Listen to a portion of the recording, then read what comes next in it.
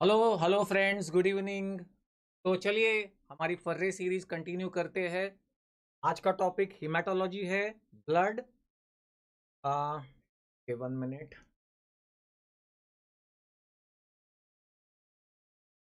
सबसे पहले कुछ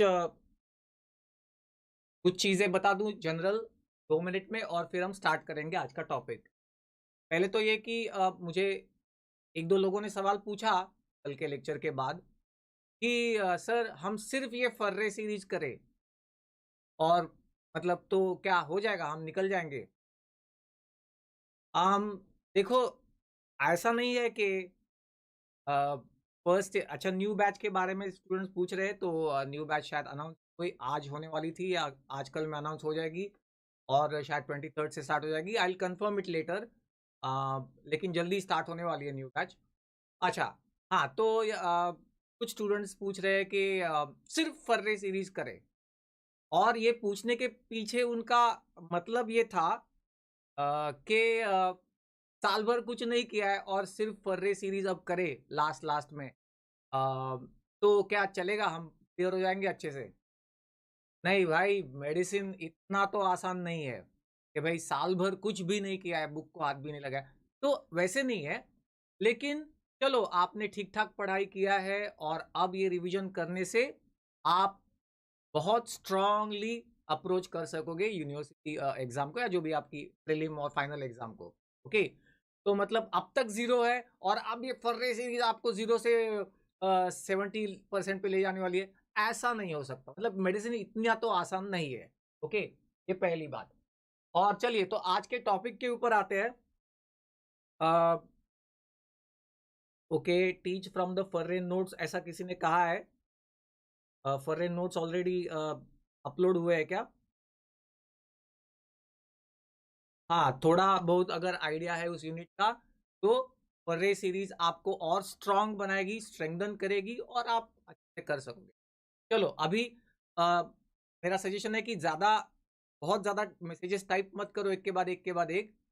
डाउट्स रहेगा तो पूछो, और फिर फोकस करो क्या पढ़ाया जा रहा है उसके ऊपर। लेकिन टाइप करो, मैं ये नहीं कह रहा हूँ कि मत करो। हाँ, तो दूसरा बात ये है कि हिमेटोलॉजी, आज का टॉपिक हिमेटोलॉजी है। देखिए, इंग्लिश में एक फ्रेज है, लो हैंगिंग फ्रूट्स, अगर आपने सुनी होगी तो। लो हैंगिंग फ्रूट्स मतलब कि भाई जो आसानी से तोड़े जा सकते हैं। ओके, उसको लो हैंगिंग फ्रूट्स है, मतलब हाथ को लगते हैं आसानी से और आप तोड़ के आपके हो गए।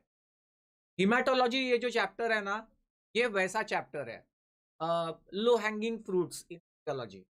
यानी ये थोड़ा सा कर लो प्रॉपरली और हो गया स्ट्रांग आपका, चैप्टर भी स्ट्रांग हो गया।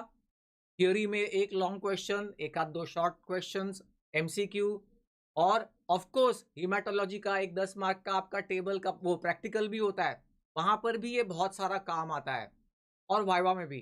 तो ये एक लो हैंगिंग फ्रूट है, आज का आज करके खत्म कर डालो और आपका काफी सारा मार्क्स सिक्योर हो जाएगा। तो let's start with the with this system, this topic of hematology. Basically hematology जो है, इसमें बहुत सारी यूनिवर्सिटीज में लॉन्ग क्वेश्चन आता है पेपर 2 में टीएनएस के साथ। हाँ, ये एक क्वेश्चन प्रोवाइड करता है आपको थियोरी में, क्योंकि पेपर 2, पेपर 1 के बाद पेपर 2 इमीडिएटली आता है, बीच में गैप कम मिलती है, और उसमें सीएनएस जैसी बड़ी सिस्टम आ जाती है। ओके, तो उसको रिवाइज करना एक दिन में बहुत मुश्किल होता है। लेकिन अगर उसके साथ साथ आपने ब्लड अच्छे से प्रिपेयर किया हो पेपर 2 का, तो एक आपका मतलब सिक्योर हो जाता है कि भाई ये तो है, मेरा पेपर 2 का इतना चैप्टर तो बहुत बिल्कुल रेडी है। और इसलिए यस, गुड इवनिंग, वेलकम। और ये हम आज स्टार्ट करेंगे, आज कर लेंगे हीमेटोलॉजी, क्या क्या करना है आपको देखेंगे। आज के आज खत्म कर लेना इस लेक्चर के बाद, इस सेशन के बाद, तो you will feel strong for paper 2। तो क्या क्या आता है बेसिकली हीमेटोलॉजी में? 4 बड़े टॉपिक्स है। ओके, 4 बड़े टॉपिक्स, 3 सेल्स के ऊपर 3 लॉन्ग क्वेश्चंस। आपको पता है ब्लड में 3 सेल्स होती है, आरबीसीज, डब्ल्यूबीसीज, प्लेटलेट्स। हर सेल से रिलेटेड एक एक लॉन्ग क्वेश्चन, और चौथा लॉन्ग टॉपिक है ब्लड ग्रुप्स। तो सबसे पहले लॉन्ग क्वेश्चंस या लॉन्ग टॉपिक्स कह लो, तो आरबीसी से रिलेटेड है erythropoiesis, steps and factors in erythropoiesis, और अनीमिया के ऊपर कभी कभी इक्का दुक्का क्वेश्चन आ जाता है। किसी किसी यूनिवर्सिटी में अनीमिया के ऊपर लॉन्ग क्वेश्चन भी आता है, बट अनीमिया जनरली पैथो का टॉपिक है ज़्यादा, पैथोलॉजी में हीमेटोलॉजी फिर से आता है और इसलिए वो वहाँ ज़्यादा पूछा जाता है। खैर हमें प्रिपेयर तो करना ही है अनीमिया भी एरिथ्रोपोइसिस के साथ साथ, but most commonly asked question is erythropoiesis, steps and factors affecting erythropoiesis, add a note on megaloblastic anaemia, something like that. उसके बाद WBCs, फ्री सेल, तो classify WBCs, give functions of WBCs, and उसके बाद फिर give variations in the WBC count, increase decrease count कब होता है etcetera, या add a note on immunity, cell mediated immunity, ऐसा कुछ लास्ट में आ सकता है। तीसरा लॉन्ग क्वेश्चन है प्लेटलेट्स से रिलेटेड, तो platelets and steps in coagulation, describe the steps in coagulation and add a note on anticoagulant, या add a note on haemophilia, ऐसा करके आता है। 3 सेल्स से रिलेटेड 3 लॉन्ग क्वेश्चंस, और चौथा लॉन्ग क्वेश्चन है blood groups, describe the ABO and RH blood groups and add a note on hazards of blood transfusion, या फिर एड अ नोट ऑन एरिथ्रोब्लास्टोसिस फीटालिस। तो ये 4 लॉन्ग टॉपिक्स है। इसी में छुपे हुए शॉर्ट नोट्स भी है, जैसा कि मैंने कहा भाई हैजार्ड्स ऑफ ब्लड ट्रांसफ्यूजन अलग से आ सकता है, या फंक्शंस ऑफ प्लेटलेट्स अलग से आ सकता है, अनीमिया, एकाध अनीमिया, मेगालोब्लास्टिक अनीमिया मोस्टली तो आता है शॉर्ट नोट। तो इस तरीके से आपको प्रिपेयर करना है, और फिर भी मैं शॉर्ट नोट्स अलग से लिख रहा हूँ, ये शॉर्ट नोट्स आपको प्रिपेयर करने। तो शॉर्ट नोट्स में आ गया प्लाज्मा प्रोटीन, उसके बाद आरबीसी से रिलेटेड अगर शॉर्ट नोट कोई है तो मोस्टली मेगालोब्लास्टिक एनीमिया या पर्नीशियस एनीमिया, इसके ऊपर शॉर्ट नोट आती है। उसके बाद प्लेटलेट्स, फंक्शंस ऑफ प्लेटलेट्स,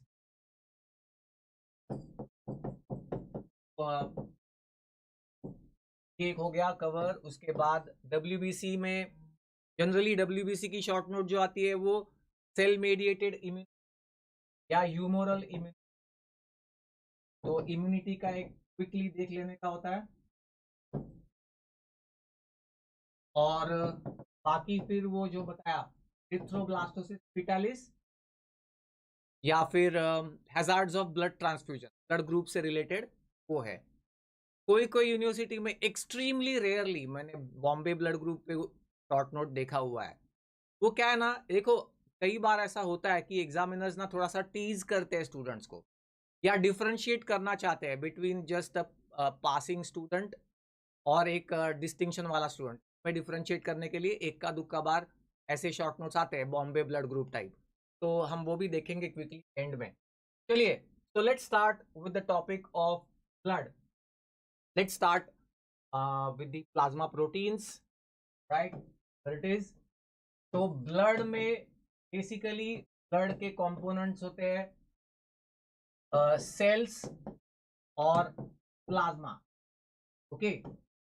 और जैसा कि मैंने कहा सेल्स में एरिथ्रोसाइट्स या आरबीसी, ल्यूकोसाइट्स WBCs, थ्रोम्बोसाइट्स या प्लेटलेट, और प्लाज्मा में मेनली आपको है plasma protein, okay. So let's start with the first one, plasma protein.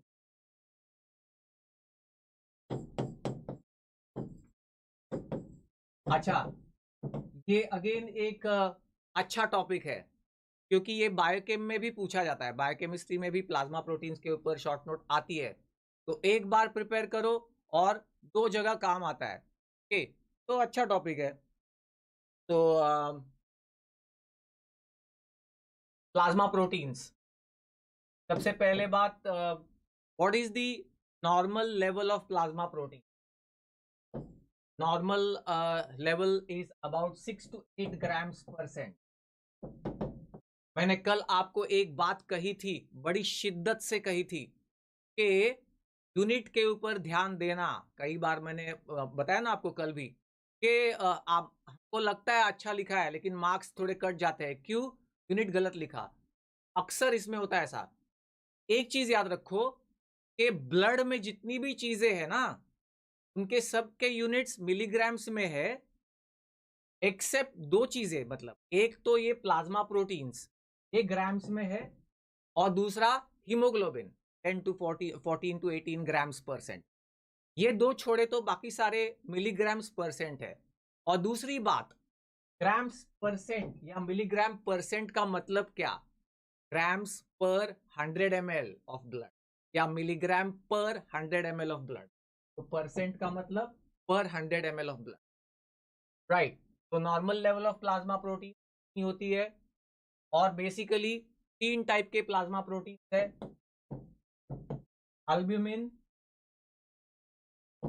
ग्लोब्यूलिन्स, अलग अलग टाइप के ग्लोब्यूलिन्स, और फाइब्रिनोजेन। ओके, उनके लेवल्स भी याद रखने होंगे आपको, बायोकेमिस्ट्री में भी काम आएंगे। Albumin 4 to 4.5 grams/cent। ग्लोबुलिन्स, जैसा कि मैंने कहा, अलग अलग टाइप के ग्लोबुलिन्स है, जैसे अल्फा, बीटा, गैमा ग्लोबुलिन, सब मिला के 2 to 2.5 grams/cent। And fibrinogen 0.2 to 0.4 grams/cent। Okay, तो ये है 3 इंपॉर्टेंट प्लाज्मा प्रोटीन। इसके अलावा एक और प्लाज्मा प्रोटीन भी है, प्रोथ्रोम्बिन करके। तो प्रोथ्रोम्बिन अगर आपको लिखना है तो नीचे लिख सकते हो, बहुत ही माइन्यूट क्वांटिटी में है। फाइब्रिनोजेन 0.2 to 0.4 grams/cent, तो प्रोथ्रोम्बिन जो है वो 0.02 0.04 grams/cent। ओके, याद रखने के लिए आसान रहेगा। 0.2 to 0.4 फाइब्रिनोजेन का लेवल, तो प्रोथ्रोम्बिन जो है वो 0.02 to 0.04 ग्राम्स पर। अच्छा, अब एक इंपॉर्टेंट पार्ट, हाँ, एक कल मैं एक बात बताना रह गया, आज बता देता हूं। वो बात यह है कि हर एक आंसर के एंड में आपको कुछ ना कुछ एक क्लिनिकल एप्लीकेशन लिखना है। आज ही तय कर लो। ओके, हर आंसर के एंड में, चाहे पूछा हो चाहे ना पूछा हो। क्योंकि आपने रिसेंट सर्कुलर सुना होगा, एनएमसी का रिसेंट सर्कुलर। वो कहता है कि पहले के जमाने में, लास्ट ईयर तक ऐसा होता था कि फर्स्ट ईयर के सब्जेक्ट्स को प्री क्लिनिकल मानते थे, सेकेंड ईयर के सब्जेक्ट्स को पैरा क्लिनिकल मानते थे, और फाइनल ईयर के सब्जेक्ट्स को क्लिनिकल सब्जेक्ट्स मानते। अब एनएमसी का नया लेटेस्ट सर्कुलर ये कहता है कि अभी प्री, पैरा और क्लिनिकल ऐसा कुछ नहीं, एवरीथिंग इज क्लिनिकल। यानी ये सब कुछ क्लिनिकल ही है, आप क्लिनिशियंस ही बनने जा रहे हो और हर चीज क्लिनिकल है। तो इसका मतलब क्या हुआ? इसका मतलब ये हुआ कि आपको हर एक आंसर के एंड में, हर एक टॉपिक के एंड में उसका क्लिनिकल एप्लीकेशन क्या है वो मालूम होना जरूरी है, वो लिखना जरूरी है।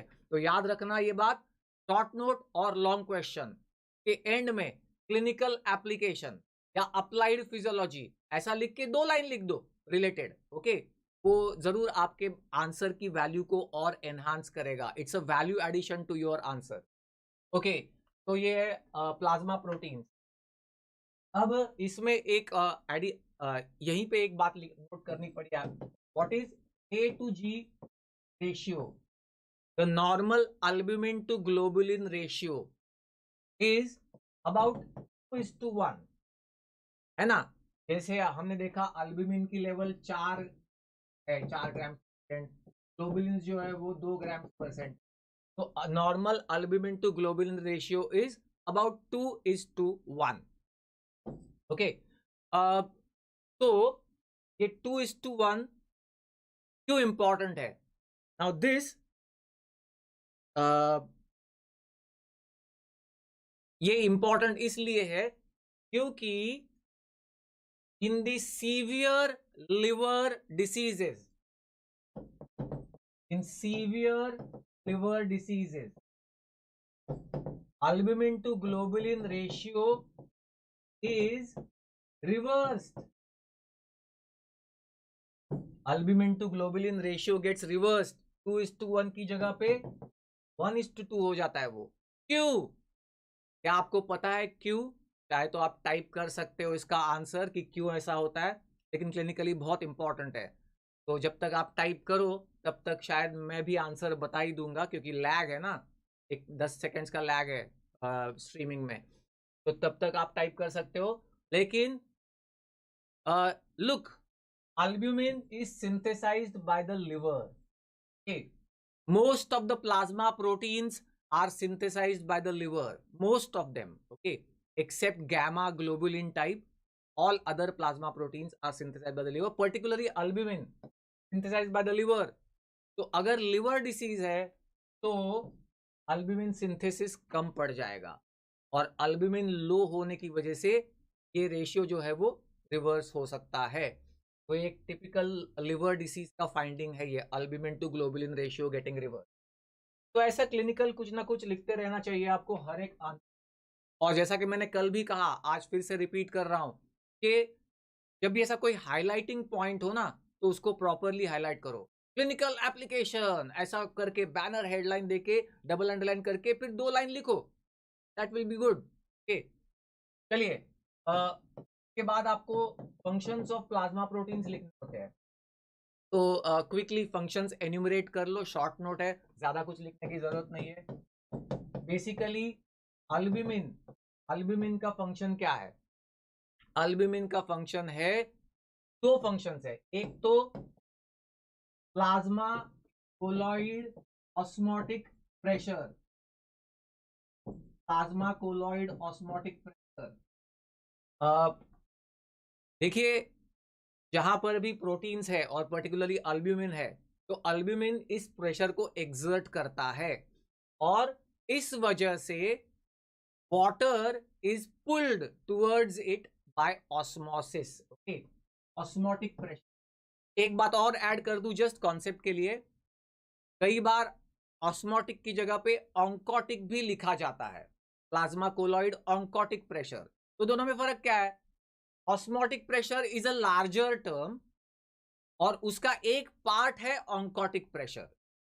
Okay, osmotic pressure is exerted by proteins, all proteins, sodium सब मिला के ऑस्मोटिक प्रेशर एक्सर्ट होता है.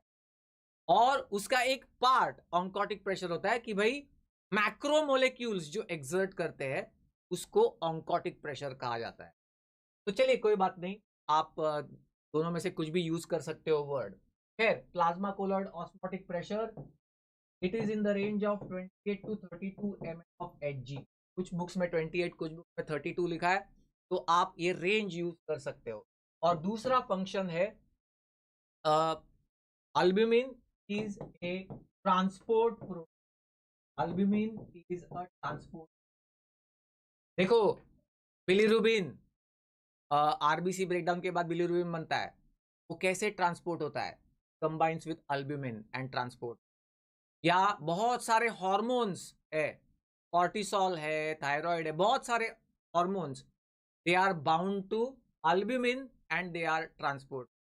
या फिर ऐसे बहुत सारी चीजें, बट ट्रांसपोर्ट प्रोटीन की तरह अल्ब्यूमिन इस्तेमाल होता है. Okay, next.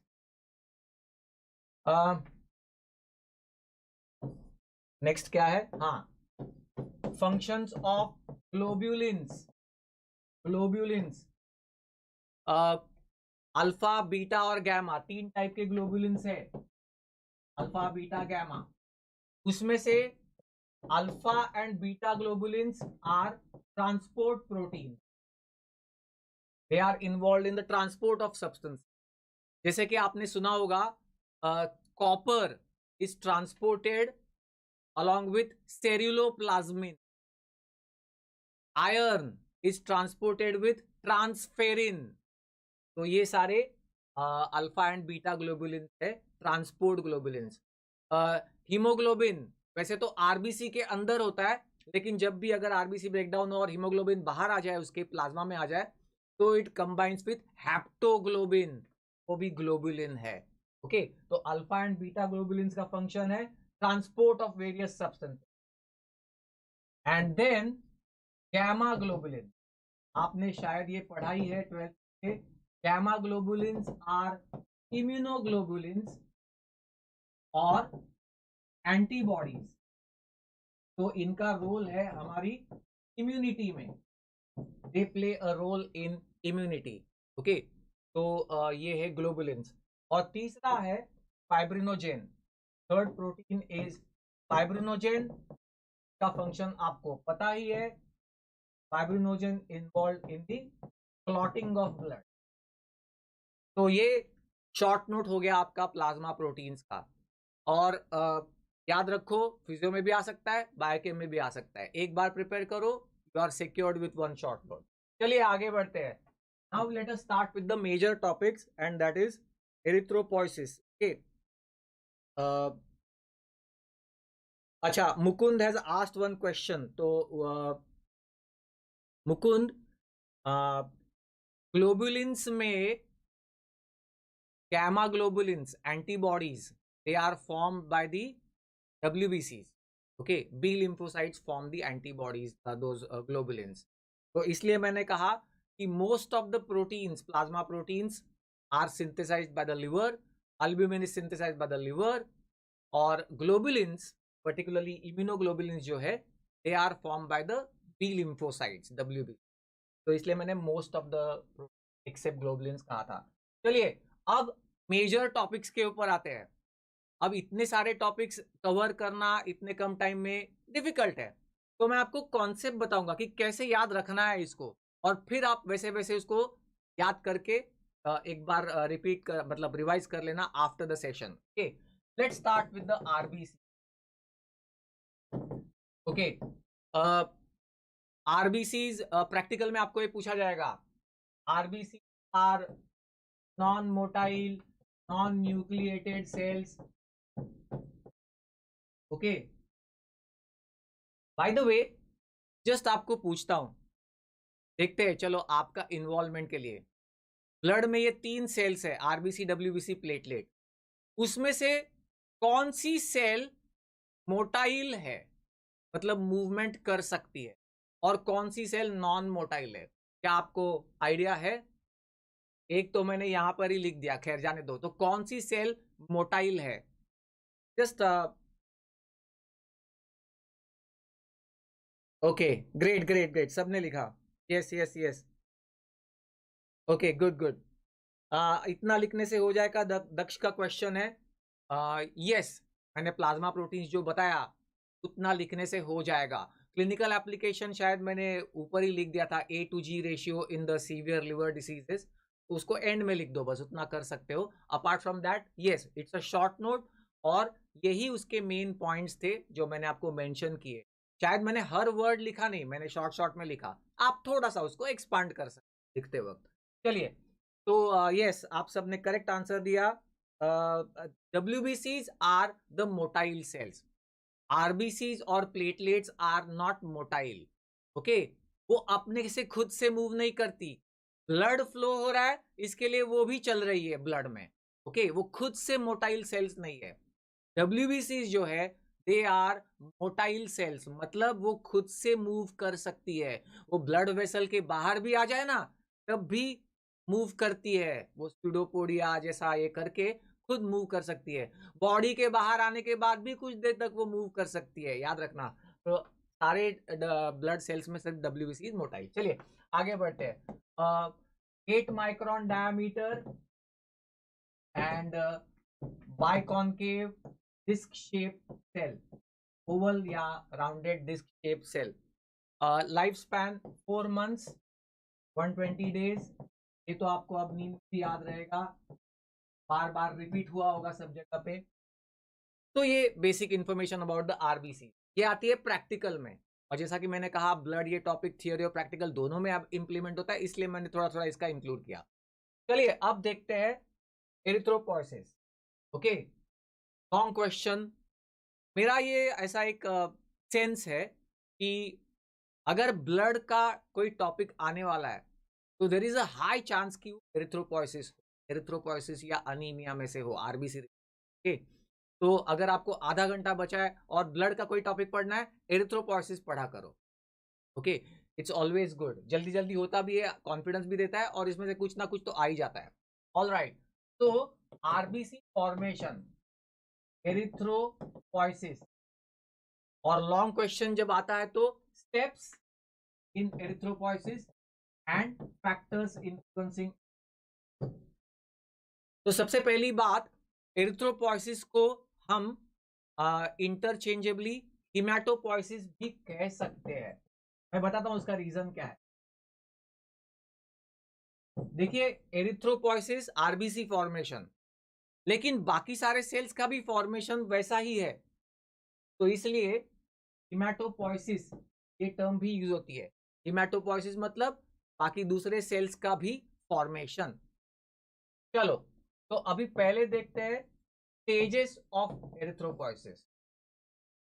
स्टेजेस के बाद स्टेप्स, पहले stages. First trimester of pregnancy, embryonic life में, हाँ, बर्थ के पहले, the RBCs and all blood cells in fact are formed in the mesoderm of the yolk sac, और इसलिए उसको कहा गया mesoblastic stage of the RBC formation, mesoblastic stage, mesoderm of the yolk sac. Then 3 to 6 months मतलब के second trimester of pregnancy, इसमें embryo के liver और स्प्लीन, इनमें आरबीसी बनती है और सेल्स भी बनती है, इसलिए उसको कहा गया है hepatic stage of the RBC production.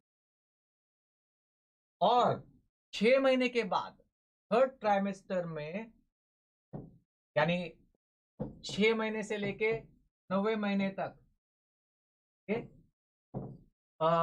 Bone marrow produces the blood cells, RBCs and other cells.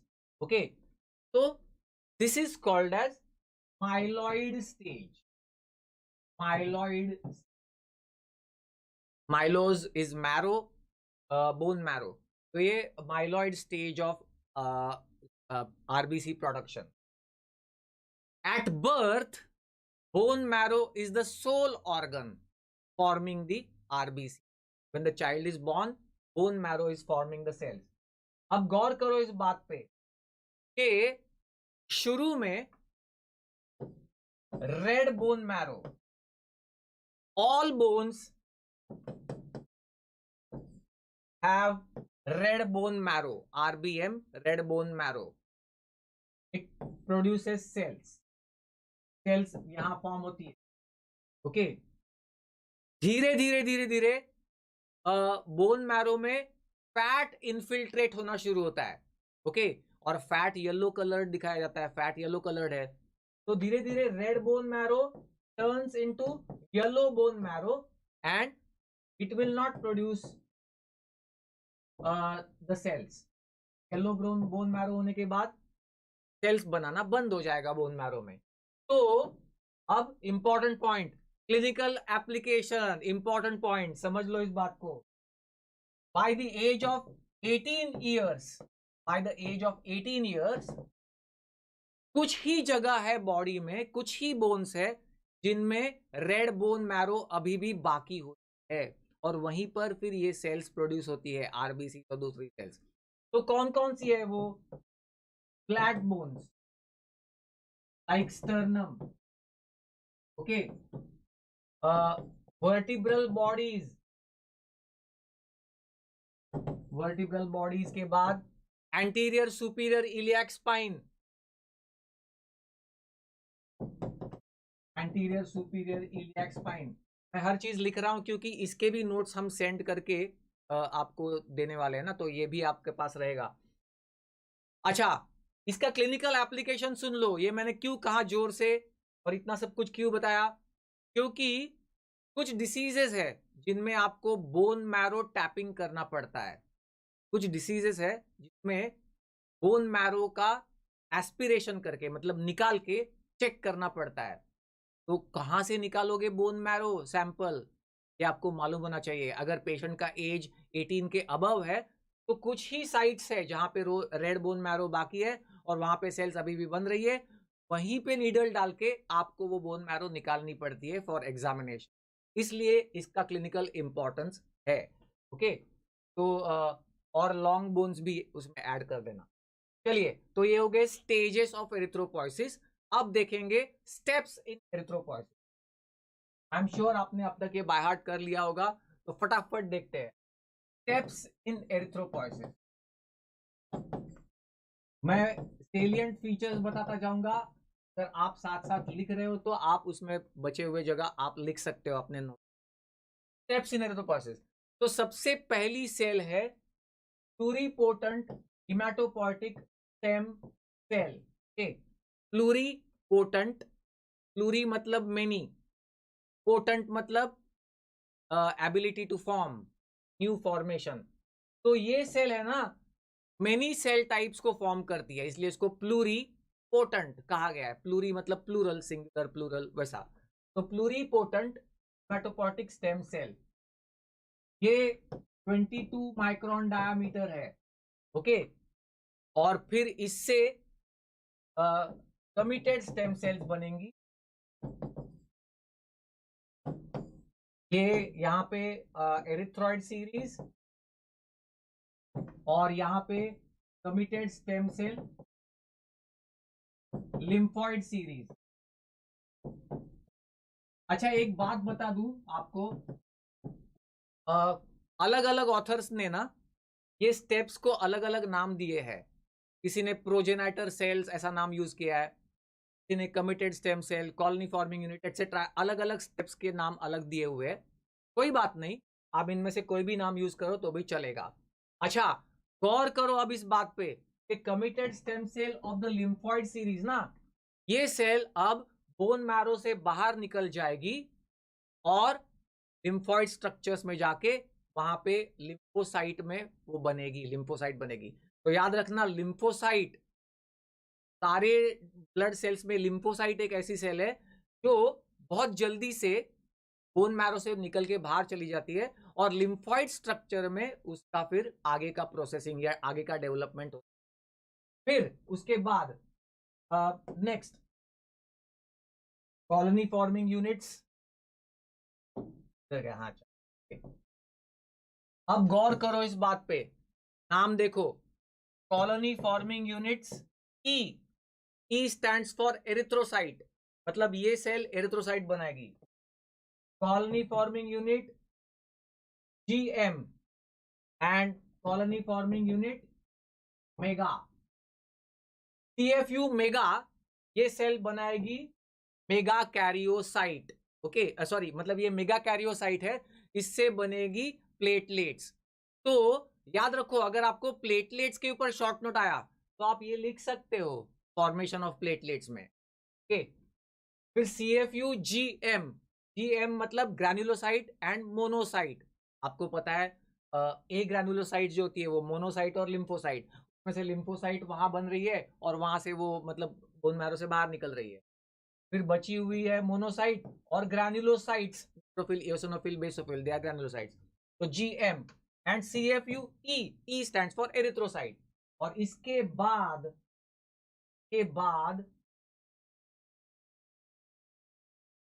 कर गया, अब यहां बनेगी pro erythroblast, pro erythroblast. Okay, मैंने ये MCQ देखा है तो इसलिए आपको बता रहा हूं, आप नोट कर सकते हो। First cell that is morphologically identified as RBC is proerythroblast। ऐसा एक MCQ आया था कि वो कौन सी सेल है या कौन सी स्टेप है जिस वक्त आप पहले बार आइडेंटिफाई कर सकते हो कि अब ये RBC बनाने जा रही है, तो वो स्टेप है प्रोएरिथ्रोब्लास्ट।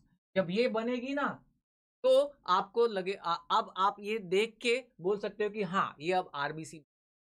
इसका मतलब क्या कहना चाह रहा हूं मैं, इसका मतलब ये कि अब तक ना ये सारी सेल्स ना एक जैसी दिखती है, मतलब इनको देख के आप बता नहीं सकते, जैसे कॉलोनी फॉर्मिंग यूनिट है, अलग अलग यूनिट्स है, देख के बोल नहीं सकते कि इसमें से कौन सा आरबीसी बनाएगा। ओके, मॉर्फोलॉजिकली बहुत सिमिलर होते हैं अपीयरेंस वाइज, लेकिन ये बनने के बाद, okay, so first cell morphologically that can be identified as RBC, the pro erythroblast.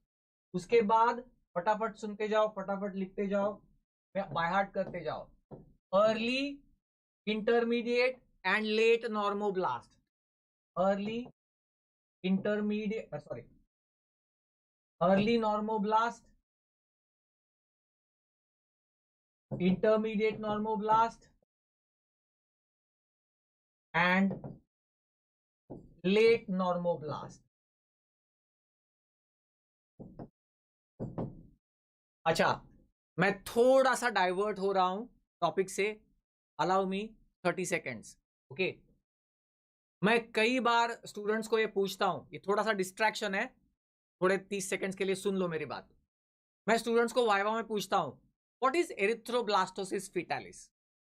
Okay, तो बच्चे कुछ तो बोलते हैं वाइवा में। उसके बाद मैं ये पूछता हूं कि उसको एरिथ्रोब्लास्टोसिस क्यों कहा गया।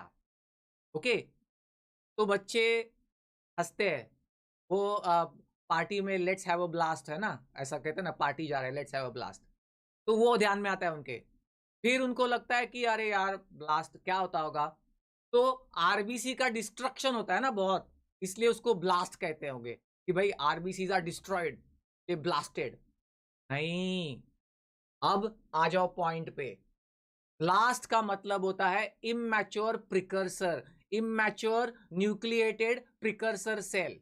ओके, एरिथ्रोब्लास्टोसिस फीटालिस में भी क्या होता है, आरबीसी के डिस्ट्रक्शन से बहुत सारे इमैच्योर न्यूक्लिएटेड प्रिकर्सर आरबीसी ना आते हैं जल्दी जल्दी सर्कुलेशन में, इसलिए वो एरिथ्रोब्लास्टोसिस कहा गया है। क्यों कहा मैंने, यहाँ पे आपको जोड़ लो, जोड़ लो, यहाँ पे देखो एरिथ्रोब्लास्ट, तो ब्लास्ट का मतलब होता है इमैच्योर न्यूक्लिएटेड प्रिकर्सर सेल।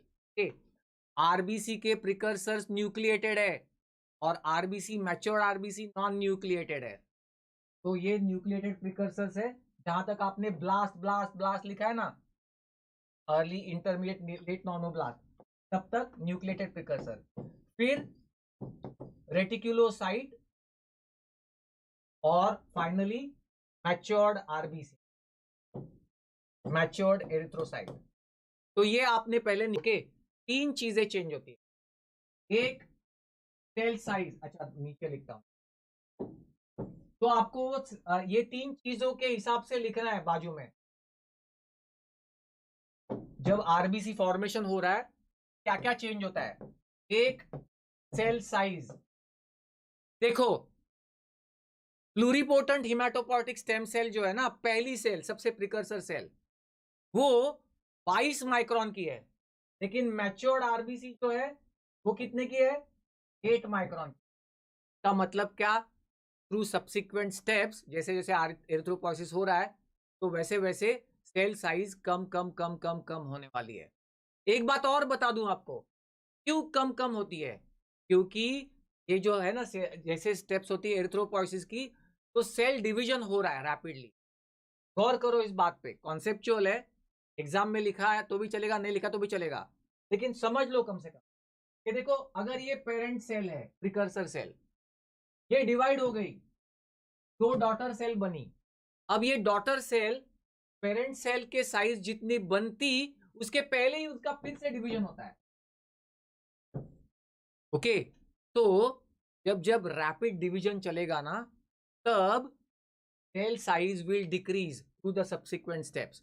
तो 22 माइक्रोन की पहली सेल और ये 8 माइक्रोन की सेल, तो कम कम कम कम करते जाओ। आप फीचर्स लिखोगे ना साइड में, यहाँ पे 22 माइक्रोन, फिर 20 माइक्रॉन्स, 18 माइक्रॉन्स प्रोएरिथ्रोब्लास्ट, फिर 15 माइक्रॉन्स, ऐसे करते करते साइज कम करते जाओ। दूसरा चेंज जो होता है वो है, अच्छा ये एग्जाम में लिखना है आपको, मतलब कॉन्सेप्ट भी है और लिखना भी है। दूसरा चेंज जो होता है वो न्यूक्लियस में, न्यूक्लियस में क्या चेंज होता है, तो प्रिकर्सर सेल्स में न्यूक्लियस है, लेकिन मैच्योर्ड आरबीसी में न्यूक्लियस नहीं। ओके, फाइनल रेटिकुलोसाइट और आरबीसी, इनमें न्यूक्लियस नहीं है। तो क्या होने वाला है, आपको डायग्राम निकालनी है बाजू में इनके, तो सीधे दिखाओ ना, सेल साइज बड़ी से छोटी छोटी होती जा रही है, एक एक स्टेप के बाजू में दिखाने का जा रही है, और न्यूक्लियस जो है वो छोटा छोटा छोटा होके पेरीफेरी में जा रहा है, और finally it will be pushed out of the cell, it will be grounded into dust. तो ऐसे हर स्टेज में, हर स्टेप में आपको न्यूक्लियस छोटा छोटा छोटा होते हुए दिखाने का है। और तीसरा चेंज लिखना होता है आपको साइटोप्लाज्म। तो हर स्टेप में आपको साइज, न्यूक्लियस का क्या हुआ, साइटोप्लाज्म का क्या हुआ, ये लिखना है। अब ये पॉइंट सुनो, बहुत ज्यादा इंपॉर्टेंट है, मगअप कर लो। इनिशियल स्टेजेस जो है ना, इनिशियल स्टेजेस आरबीसी, यार मेरा बोर्ड बहुत एराटिक बिहेव कर रहा है यार, ठीक है।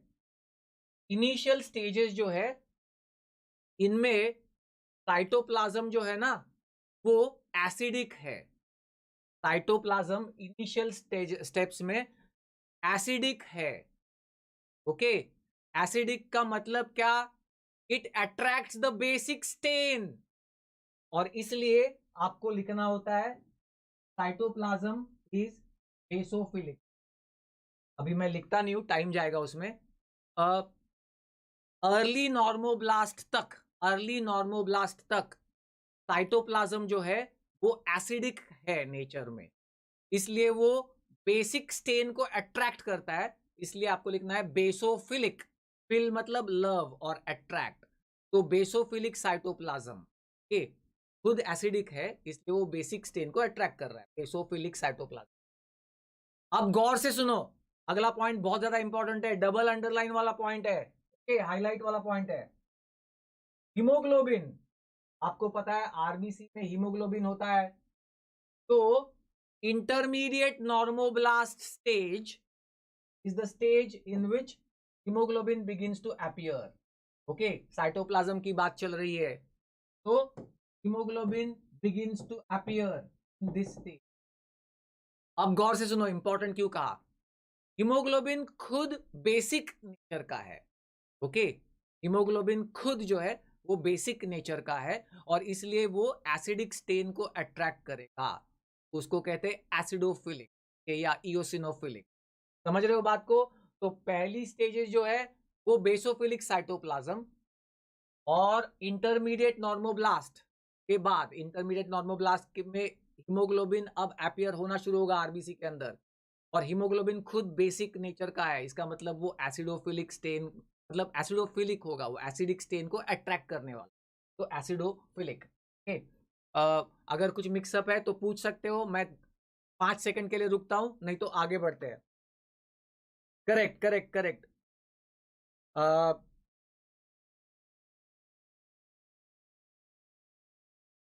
ओके, चैट डिसेबल हो गया है कह रहा है कोई। Am I audible, visible?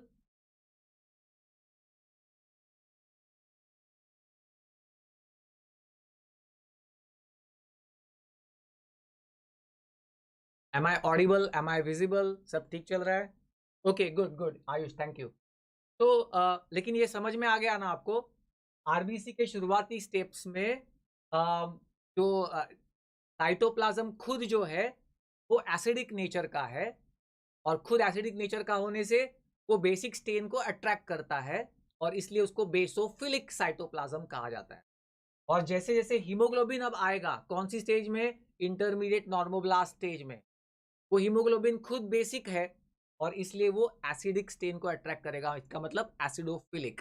तो शुरुआती स्टेज में लिखो बेसोफिलिक, बाद के स्टेज के लिए लिखो acidophilic, that will be all. तो इस तरीके से आपको लिखना होगा, और साइड में डायग्राम निकालनी होगी। These are the steps in erythropoiesis.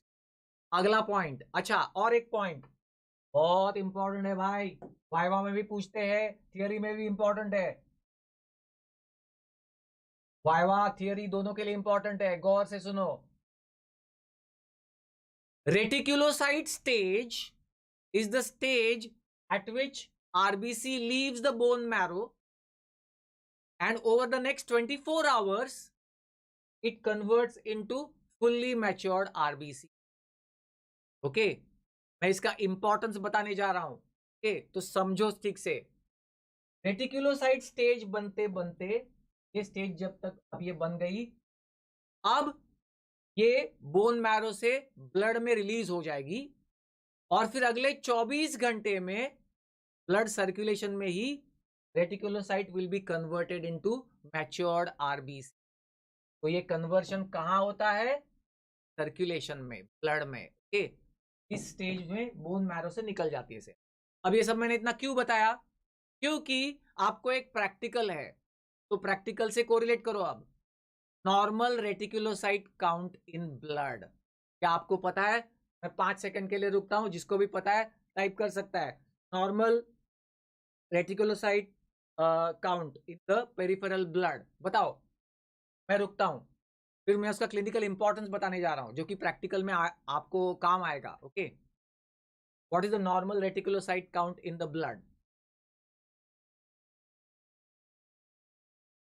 Anybody? अरे भाई बहुत सारी यूनिवर्सिटीज में रेटिकुलोसाइट काउंट का प्रैक्टिकल होता है, वहां पे पूछते हैं ये सवाल.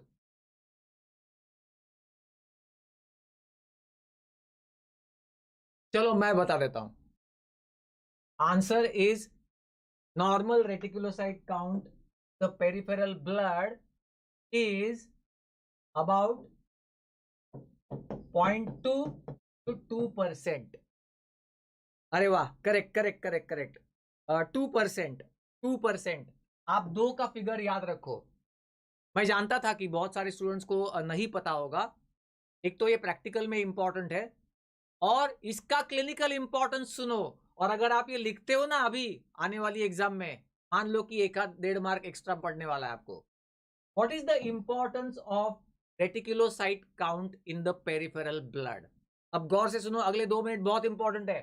देखो मैंने क्या बताया अभी कि रेटिकुलोसाइट स्टेज बनने के बाद it is released into the circulation और अगले 24 घंटे में it converts into fully matured RBC. बराबर बराबर. तो अब सोचो कि आप पेरिफेरल ब्लड का सैंपल लेते हो और उसमें 100 आरबीसी काउंट करते हो. तो उन 100 आरबीसी में से 2 रेटिकुलोसाइट स्टेज में मिलेंगी आपको. That is the meaning of reticulocyte count the peripheral blood. समझ रहे हो बात को? एरिथ्रोपोइसिस बन रहा है, रेटिकुलोसाइट स्टेज तक आ गया, अब ये रिलीज होती जाएंगी सर्कुलेशन में, रेटिकुलोसाइट्स रिलीज होती जाएंगी और अगले 24 सोचो हाँ ब्लड में ऑलरेडी आरबीसीज है और ये रेटिकुलोसाइट्स रिलीज हो रही है बोन मैरो से और फिर अगले 24 घंटे में ये कन्वर्ट हो रही है इनटू द मैच्योर्ड आरबीसी. अब अगर आप पेरिफेरल ब्लड सैंपल लेते हो और उसमें 100 आरबीसी काउंट करते हो तो उसमें से 2% ना, तो 100 में 2 विल बी रेटिकुलोसाइट्स. ठीक है, पेरिफेरल ब्लड में. इसका इंपॉर्टेंस क्या है? इसका इंपॉर्टेंस क्या है? वो ये है कि अगर रेटिकुलोसाइट काउंट ज्यादा हो गया, मैं लिख रहा हूं यहां पे, और जिसको भी ज्यादा मार्क्स चाहिए वो ऐड कर सकता है अपने आंसर में. If the reticulocyte count, commonly उसको रेटिक काउंट भी कहते हैं, अगर इंक्रीज हुआ है लाइक 10%, इसका मतलब क्या? इसका मतलब पेरिफेरल ब्लड में 100 आरबीसी गिनो तो उसमें से 10 रेटिकुलोसाइट स्टेज में है. इसका मतलब क्या? इसका मतलब आरबीसी प्रोडक्शन ज्यादा जल्दी जल्दी जल्दी हो रहा है और रेटिकुलोसाइट स्टेज में वो जल्दी जल्दी बोन मैरो में से पेरिफेरल ब्लड में आ रही है और इसलिए आपको 100 आरबीसी पेरिफेरल ब्लड में अगर आप काउंट करो से 10 आपको रेटिकुलोसाइट स्टेज मिल रही है क्योंकि erythropoiesis has become faster and reticulocyte stage में वो जल्दी जल्दी रैपिडली सर्कुलेशन में रिलीज हो रही है. अब ये कब होता है वो लिखना है आपको. This happens in the hypoxic conditions. Okay, hypoxia अगर है तो रेटिक काउंट बढ़ जाता है क्योंकि अगर हाइपोक्सिया है, बॉडी में किसी वजह से ऑक्सीजन कम पड़ रहा है टिश्यूज को, तो एरिथ्रोपोइसिस स्टिमुलेट हो जाएगा, आरबीसी जल्दी जल्दी जल्दी बनेंगी और जल्दी जल्दी रिलीज भी होंगी रेटिकुलोसाइट स्टेज में, और इसलिए 100 आरबीसी में से 10 आपको रेटिकुलोसाइट स्टेज में मिलेगी। ओके, अरे आरबीसी का काम ही है ना ऑक्सीजन को ट्रांसपोर्ट करना, तो अगर कहीं पे हाइपोक्सिया है बॉडी में तो आरबीसी का प्रोडक्शन बढ़ेगा ताकि ज्यादा ऑक्सीजन लेके चल सकती है वो। ओके, चलो, ज्यादा ऑक्सीजन डिलीवर हो सकता है कहने का मतलब। ओके, तो यहां तक ये एरिथ्रोपोइसिस स्टेजेस स्टेप्स हो गया।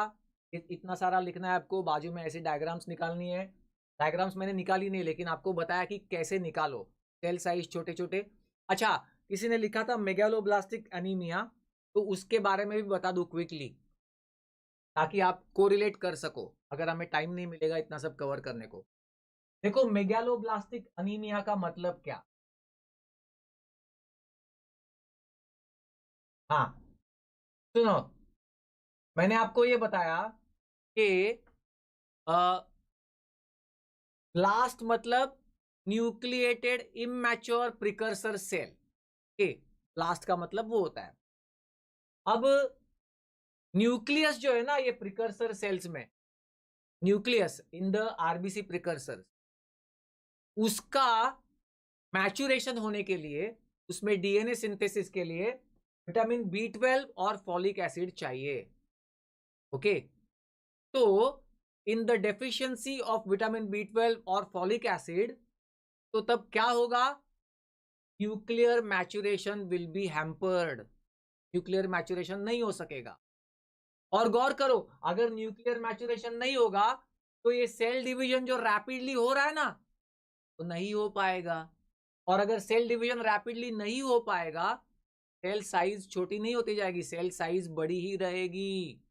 मेगा, लार्ज एंड ब्लास्ट मतलब इमैच्योर, तो लार्ज इमैच्योर न्यूक्लिएटेड प्रिकर्सर्स दिखेंगे आरबीसी ब्लड में, क्योंकि कहा गया है मेगालोब्लास्टिक अनीमिया। ओके, तो कोरिलेट कर लिया आपने, ब्लास्ट मतलब इमैच्योर न्यूक्लिएटेड प्रिकर्सर, लेकिन न्यूक्लियस प्रॉपरली फॉर्म नहीं हुआ है क्योंकि बी12 और फॉलिक एसिड की डेफिशिएंसी।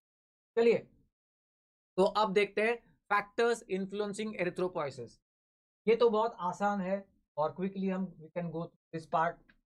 क्या, हाँ, ओके, यहाँ तक सब क्लियर है, कुछ डाउट नहीं है कुछ भी? तो अगर है तो पूछ सकते हो। अच्छा, वॉइस थोड़ा कम है क्या? ओके ओके,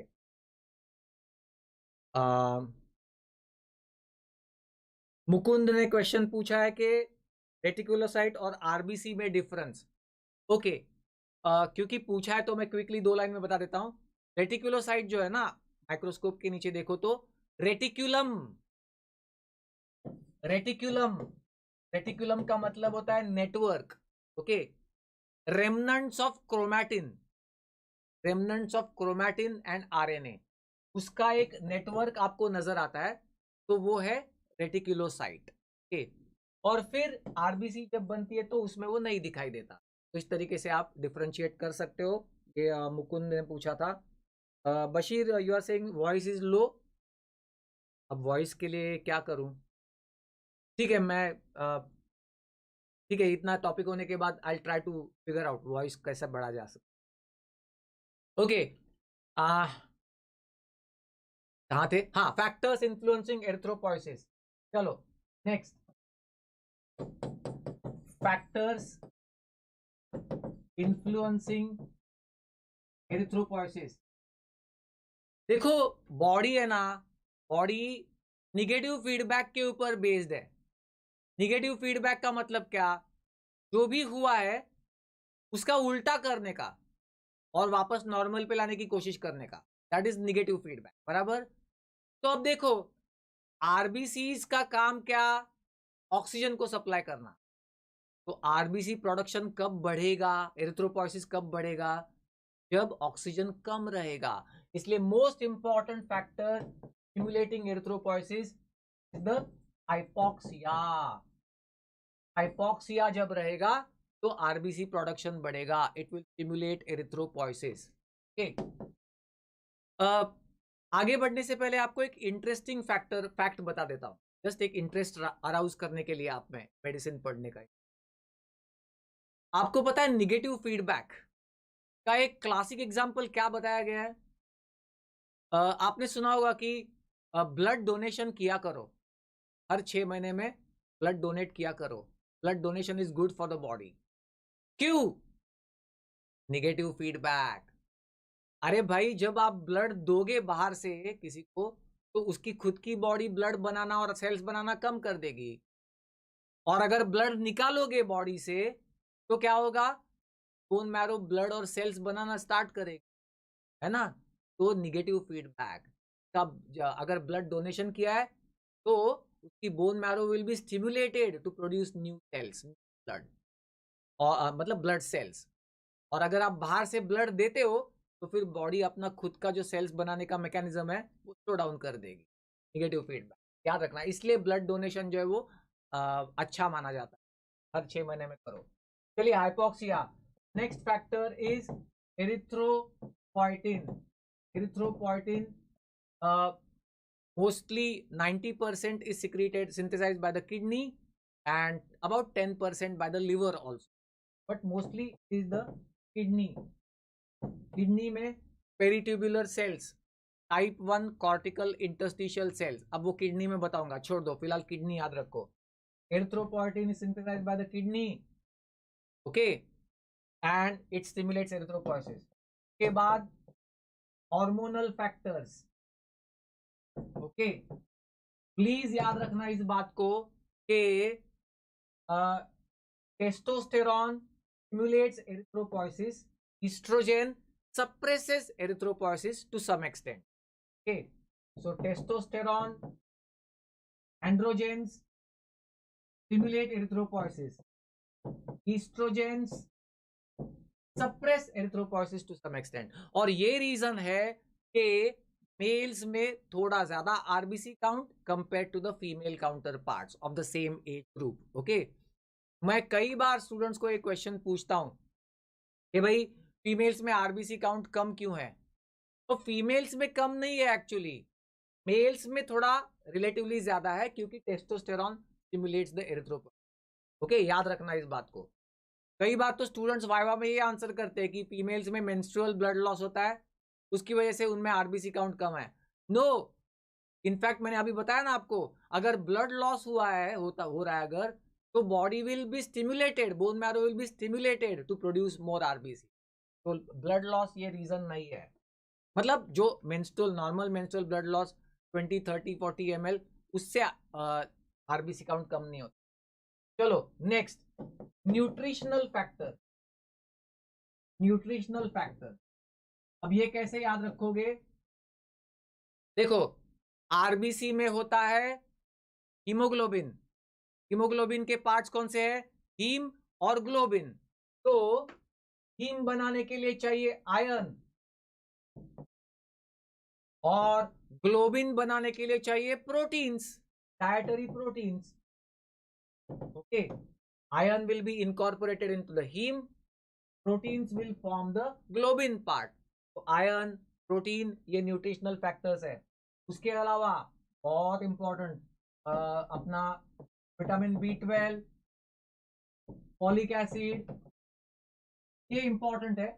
और फिर बचे हुए जो like other vitamin like vitamin B complex, और फिर कॉपर और मैंगनीज, और ये सब भी दिया हुआ होता है पेपर में। लेकिन हम एग्जामिनर अगर है, पेपर करेक्ट कर रहे हैं आपका, तो हमें इन फैक्टर्स में इंटरेस्ट होता है। तो ये लिखो एक एक लाइन, उसके आगे उसका एक्सप्लेनेशन दे दो, जैसे मैंने बताया ना, आयरन और हीम, प्रोटीन्स और ग्लोबिन पोर्शन ऑफ हीमोग्लोबिन, ऐसे कर करके आप इसको कंप्लीट कर दो, and your long answer will be secured, okay. तो फैक्टर्स इन्फ्लुएंसिंग एरिथ्रोपोइसिस, बस एक लास्ट पॉइंट बता दूं, entire process of erythropoiesis occurs in 7 to 9 days, okay. First step से लेके लास्ट स्टेप तक आरबीसी बनने के लिए 7 से 9 दिन लगते हैं। और जब भी एरिथ्रोपोइटिन या टेस्टोस्टेरॉन है, अगर एरिथ्रोपोइसिस को स्टिमुलेट कर दिया है, तब ये 5 से 6 दिन में कंप्लीट हो सकता है। ओके, तो याद रखना इस बात को। नॉर्मल एरिथ्रोपॉयसिस 7 to 9 डेज, लेकिन अगर स्टिमुलेटेड है बाय लाइक हार्मोनल फैक्टर्स या बाय टेस्टोस्टेरॉन, एरिथ्रोपोइटिन, तो 5 to 6 डेज। ऑल राइट, तो ये हो गया erythropoiesis steps, factors influencing erythropoiesis. Finally anaemia. Anaemia, okay, quickly बता रहा हूं उसका सिनॉप्सिस, और फिर मेगालोब्लास्टिक अनीमिया का आप ये कर सकते हो। चलो, anaemia, there are 3 ways of classifying anemia. Etiological classification. अच्छा, कम टाइम में भी मैंने ये टॉपिक क्यों लिया बताने के लिए, क्योंकि ना आजकल कंपल्सरीली एक क्लिनिकल क्वेश्चन डालना ही है, ऐसा बताया गया है। तो अगर वैसा है और ब्लड में से लॉन्ग क्वेश्चन आ सकता है, ऐसा है, तो अनीमिया के ऊपर आएगा, इसलिए इसको प्रिपेयर कर लेना। तो इटियोलॉजिकल क्लासिफिकेशन, फिर मॉर्फोलॉजिकल क्लासिफिकेशन, और उसके बाद clinical classification. Clinical classification is based on haemoglobin level. Okay, अब smart tip of the day, smart tip of the day, note कर रहे हो सब लोग? देखो, आपको हीमोग्लोबिन एस्टिमेशन का प्रैक्टिकल आता है, ओके, और उसके बाद वाइवा शुरू होती है, और वो आपको सवाल पूछते हैं, how do you classify anaemia, और आप ये बताना शुरू करते हो aetiological, like blood loss anaemia वगैरह वगैरह। एग्जामिनर इरिटेट होगा, वो बोलेगा आपका प्रैक्टिकल हीमोग्लोबिन का है, तो आपको अनीमिया का classification based on haemoglobin level बताना है। ओके, तो मैं सबसे पहले तो ये आपको बता देता हूं क्लिनिकल क्लासिफिकेशन ऑफ अनीमिया। याद रखो, अगर आपको हीमोग्लोबिन का प्रैक्टिकल आया, हर तीसरे स्टूडेंट को आने वाला है, तो आपको ये क्लासिफिकेशन ऑफ अनीमिया बताना है। क्लिनिकल क्लासिफिकेशन क्या है? Based on the haemoglobin level, less than 10 grams % haemoglobin is called as anaemia. आपको नॉर्मल लेवल पता है 14 to 18 grams % in males, 12 to 16 in females. 10 से नीचे है तो उसको अनीमिया बोला जाता है। 10 से लेके 8 के बीच में अगर हीमोग्लोबिन है, कम हो रहा है ना, तो मैं ऐसा उल्टा जा रहा हूं, 10 से 8 के बीच में तो माइल्ड अनीमिया, 8 से 6 के बीच में है तो मॉडरेट अनीमिया, और लेस देन 5 ग्राम % है तो सीवियर अनीमिया। याद रखना है आपको, प्रैक्टिकल अगर हीमोग्लोबिन का है तो anaemia classification based on the haemoglobin level बताना होता है। बाय हार्ट कर लो अभी के अभी। 10 के नीचे अनीमिया, 10 के नीचे अनीमिया कहते हैं, 10 से 8 माइल्ड, और माइल्ड अनीमिया है तो ओरल आयरन देते हैं ट्रीटमेंट में। 8 से 6 है तो मॉडरेट अनीमिया है, वो है तो देते हैं इंजेक्टेबल आयरन, आयरन के इंजेक्शन, और लेस देन 5 है अगर, तो सीवियर अनीमिया में देते हैं ब्लड ट्रांसफ्यूजन।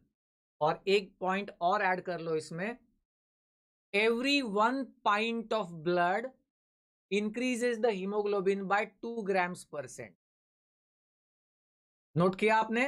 आपके नोटबुक में लिखो या आईपैड में, जहां पर भी आप लिख रहे हो, एवरी 1 pint of blood, तो लगाते हैं ना पाइंट, पॉइंट नहीं, point, PINT, okay, every 1 pint of blood increases the hemoglobin by 2 grams पर। 5 है, एक दे दिया, बॉटल चढ़ा दिया तो 7 हो जाता। चलिए, ये है अनीमिया का पहला क्लासिफिकेशन, क्लिनिकल क्लासिफिकेशन। डिफाइन करने की जरूरत नहीं है ना अनीमिया को। Anaemia is defined as decreased oxygen carrying capacity of blood, okay. और वो क्यों डिक्रीज ऑक्सीजन कैरिंग कैपेसिटी? क्योंकि आरबीसी काउंट या हीमोग्लोबिन या दोनों अगर कम हो गए तो, ओके, तो आरबीसी काउंट कम हो गया, हीमोग्लोबिन कम हो गया है, या दोनों कम हो गए, उस वजह से ऑक्सीजन कैरिंग कैपेसिटी कम होती है, उसको अनीमिया कहते हैं। इटियोलॉजिकल क्लासिफिकेशन लिखना है आपको। अगर एग्जाम में क्वेश्चन आया तो 3 मेजर टाइप्स है। पहला है ब्लड लॉस। अच्छा, आपको ये कॉन्ट्राडिक्टरी लगेगा, अभी 10 मिनट पहले मैं बता रहा था आपको कि body is based on negative feedback, यानी अगर ब्लड निकाला जाए बॉडी से तो बॉडी बनाती है आरबीसी, अच्छी बात है ना। तो फिर ब्लड लॉस होने से अनीमिया कैसे? हाँ, अगर बहुत सारा ब्लड लॉस हो गया है और बहुत सारा आरबीसी निकल गया है बॉडी से तो अनीमिया वाली सिचुएशन होती है। ओके, अदरवाइज ब्लड डोनेशन मतलब ब्लड निकल गया ना बॉडी से तो उससे अनीमिया नहीं होता, उससे आरबीसी बनती है बोन मैरो। लेकिन सोचो कि अक्यूट ब्लड लॉस हो गया, कि भाई एक्सीडेंट हो गया और आधे घंटे में 500 ml आधा लीटर ब्लड लॉस हो गया, तो बहुत सारी आरबीसी जाती है और अनीमिया हो सकता है। तो ये पहला टाइप है ब्लड लॉस में, दो है एक्यूट और क्रॉनिक। ओके, फिर दूसरा है इंक्रीज आरबीसी डिस्ट्रक्शन, तो कहते हैं हीमोलाइटिक अनीमियाज। ओके, ये सिर्फ शॉर्ट बता रहा हूं तो आप बाद में थोड़ा सा एक्स्ट्रा उसमें पढ़ लेना और ऐड कर देना। और तीसरा है impaired production, impaired RBC production. ठीक है, तीन कौन से टाइप्स हो गए? पहला ब्लड लॉस, दूसरा एक्सेसिव डिस्ट्रक्शन ऑफ आरबीसी, तीसरा impaired production of the RBC. अच्छा, हीमोलाइटिक अनीमियाज में है, एक होते हैं congenital causes of RBC destruction, congenital reasons आपको पता है, spherocytosis, sickle cell anaemia, thalassaemia, PD deficiency, ये सब आपको लिखना होगा। एक क्विक जोक बताता हूँ फिर आगे बढ़ते हैं। अच्छा, where are these notes available, किसी ने पूछा है। ये नोट्स हम लोग मेल करेंगे by the end of the lecture, I will mail the notes to the backup team और वो फिर आप वो पोस्ट कर देंगे वहाँ। अच्छा, दूसरा पार्थ, थैंक यू पार्थ, मेरा मोरल बूस्ट करने के लिए। अच्छा लगता है किसी ने अच्छा बोला तो थैंक यू। आप जरूर डाउट्स पूछो, one wish granted to you, thank you, thanks for the word. चलो, तो कंजेनाइटल, अच्छा एक आगे बढ़ने से पहले I hope you are listening, एक मजेदार किस्सा है वो बताता हूँ, 30 सेकेंड आगे बढ़ते हैं। सिकल सेल अनीमिया, अब एक स्टूडेंट है वर्नाकुलर मीडियम से और वो बस बाय हार्ट करता था, उसको वो मतलब नहीं समझ के लेता। अब सिकल सेल अनीमिया का मतलब क्या होगा? देखो, normal RBC is by concave और वो बनती है सिकल शेप। अब सिकल मतलब क्या?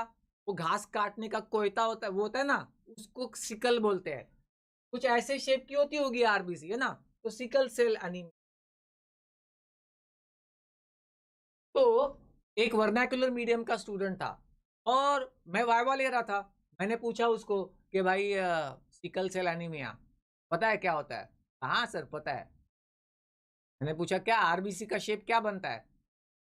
बोला अचार का shape. I I was surprise, मेरे को एक सेकंड के लिए लिंक ही नहीं लगी। अचार का शेप, अचार को क्या शेप होता है? ओ देन आई रियलाइज वो पिकल को सिकल समझ रहा था। ओके, तो याद रखो, ऐसे एक एक चीज एक एक वर्ड रोज पढ़ के उसका मतलब समझा करो ये क्या है। ओके, और मतलब चीजें अज्यूम मत करो या बाय हार्ट बिना समझे बाय हार्ट मत करो, ऐसे सारे प्रॉब्लम्स होने के चांसेस होते हैं। चलो, तो ये हीमोलाइटिक अनीमिया। और फाइनली इम्पेयर्ड आरबीसी प्रोडक्शन, उसमें बोन मैरो डिप्रेशन होता है, बोन मैरो डिप्रेशन। ओके, ए प्लास्टिक अनीमियाज, तो ए प्लास्टिक अनीमियाज कहते हैं, यानी जिसमें आरबीसी प्रोडक्शन ही एकदम बंद हो गया, कम हो गया। उसके अलावा अपने nutritional deficiencies anaemia, like iron deficiency हो गई, प्रोटीन डेफिशिएंसी हो गई, तो ये सब से बनने वाला अनीमिया जो है वो है इम्पेयर्ड आरबीसी प्रोडक्शन का अनीमिया। तो ये है। अब तीसरा क्लासिफिकेशन जो है वो है मॉर्फोलॉजिकल क्लासिफिकेशन। तो मॉर्फोलॉजिकल क्लासिफिकेशन मैं साइड में लिख रहा हूं। मॉर्फोलॉजी का मतलब क्या? Based on the appearance, size, shape, based on this, वो है मॉर्फोलॉजी। ओके, तो मॉर्फोलॉजिकल अनीमिया मतलब based on the size and shape and appearance of the RBC. तो एक तो ये अपना क्या बता रहा था, हाँ मॉर्फोलॉजिकल अपीयरेंस। बीच में ही उधर लाइट फ्लिकर हो गया, मुझे लगा ये बंद हो गया है। ओके, हाँ मॉर्फोलॉजिकल क्लासिफिकेशन में आरबीसी के साइज एंड अपीयरेंस के ऊपर। तो बस याद रखो, आरबीसी साइज के ऊपर बेस्ड 3 टाइप के हो सकते हैं एनीमिया। माइक्रोसाइटिक अनीमिया मतलब आरबीसी साइज इज स्मॉल, तो ये होता है आयरन डिफिशियंसी। ओके, आयरन कम है तो हीमोग्लोबिन कम रहेगा, हीमोग्लोबिन कम रहेगा तो आरबीसी साइज की साइज कम रहेगी। नॉर्मोसाइटिक अनीमिया मतलब आरबीसी साइज नॉर्मल है फिर भी अनीमिया है, तो ये कब होगा भाई, blood loss anaemia, haemolytic anaemia. इसमें क्या है कि आरबीसी की साइज नॉर्मल है, बस ब्लड लॉस होने की वजह से अनीमिया। और तीसरा मैक्रोसाइटिक अनीमिया। मैक्रो मतलब RBC size more than normal, यह है megaloblastic anaemia, vitamin B 12 folic acid deficiency. Okay, वो है मैक्रोसाइटिक। तो इस तरीके से मॉर्फोलॉजिकल क्लासिफिकेशन भी आपको लिखना होगा। अब ये थोड़ा सा आज ना सेशन के बाद पढ़ लेना, इस थोड़ा सा अपना ऐड कर लेना ताकि एक लॉन्ग क्वेश्चन प्रिपेयर हो जाए चलिए, तो ये आरबीसी और उससे रिलेटेड चीजें थी। अब देखते हैं ब्लड ग्रुप्स, क्योंकि अगला जो बड़ा टॉपिक जिससे क्वेश्चन हमेशा आने के चांसेस है वो है ब्लड ग्रुप्स। ओके, और इसमें बहुत कुछ मिसकॉन्सेप्ट होती है, इसलिए मैंने ये टॉपिक लिया है। बाकी फिर बचे हुए टाइम में लेट्स सी डब्ल्यूबीसीज और प्लेटलेट्स एंड कोएगुलेशन आप पढ़ सकते हो। ब्लड ग्रुप्स के ऊपर एक क्वेश्चन बिल्कुल आता ही आता है, या तो लॉन्ग क्वेश्चन। लॉन्ग क्वेश्चन क्या है, ABO and Rh blood groups describe के and add a note on blood transfusion. तो आज अभी हम इतना कवर कर लेंगे ब्लड ग्रुप्स वाला टॉपिक। चलिए, सबसे पहले व्हाट आर ब्लड ग्रुप्स। और ये बताने के पहले, क्योंकि बहुत सारे लोग अटेंड कर रहे हैं, तो मैं आपको सबको एक क्वेश्चन थ्रो करता हूं। चलिए, इंटरैक्टिव सेशन होना चाहिए, लेकिन मुझे बहुत सारा खत्म भी करना होता है, तो आपको सोचने को मजबूर करे ऐसा एक क्वेश्चन मैं आप सबको थ्रो कर रहा हूं। सोचो, टाइप करो जवाब या सोच के बाद में बता देना। देखो, बॉडी में हर चीज का, हर सेल का और हर चीज का कुछ ना कुछ एक फंक्शन है, किसी ना किसी चीज के लिए। वो मतलब वो चीज बॉडी में उस ह्यूमन बीइंग के लिए कुछ ना कुछ काम करके देती है ना, कोई भी चीज बॉडी की। मुझे ये बताओ, ब्लड ग्रुप एंटीजेंस जो है, A and B antigen, Rh एच एंटीजन, इनका इनका काम क्या है बॉडी, सोच सकते हो कुछ? आपको थॉट प्रोवोकिंग क्वेश्चन पूछा है, सोचो कि ये ब्लड ग्रुप एंटीजेंस क्यों है, A B O, A and B antigens, Rh एच एंटीजेंस क्यों है? कुछ सोच सकते हो? एनीथिंग? हाँ, yes yes, yes mister perfect ने कहा है कंटिन्यू। मैं इंग्लिश बोलने लगा क्या बीच में? हिंदी में ही बात कर रहा हूँ, मुझे लगा बीच में इंग्लिश आ गया क्या। चलो कोई बात नहीं।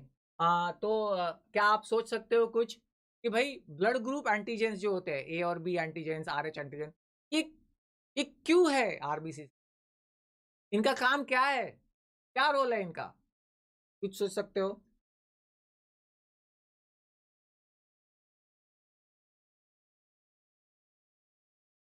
ओ, लंबी खामोशी, बिग साइलेंस, कोई कुछ कह नहीं रहा है, टाइप नहीं कर रहा। देखो, ये तो मत बताओ कि ब्लड ग्रुप एंटीजेंस होने से हम पॉपुलेशन को क्लासिफाई कर सकते हैं ब्लड ग्रुप। अरे भाई, वो हम यूज कर रहे हैं उसका, क्लासी पॉपुलेशन को क्लासिफाई करने के लिए ब्लड ग्रुप्स के। वो वहां क्यों है, इसका क्या जवाब है?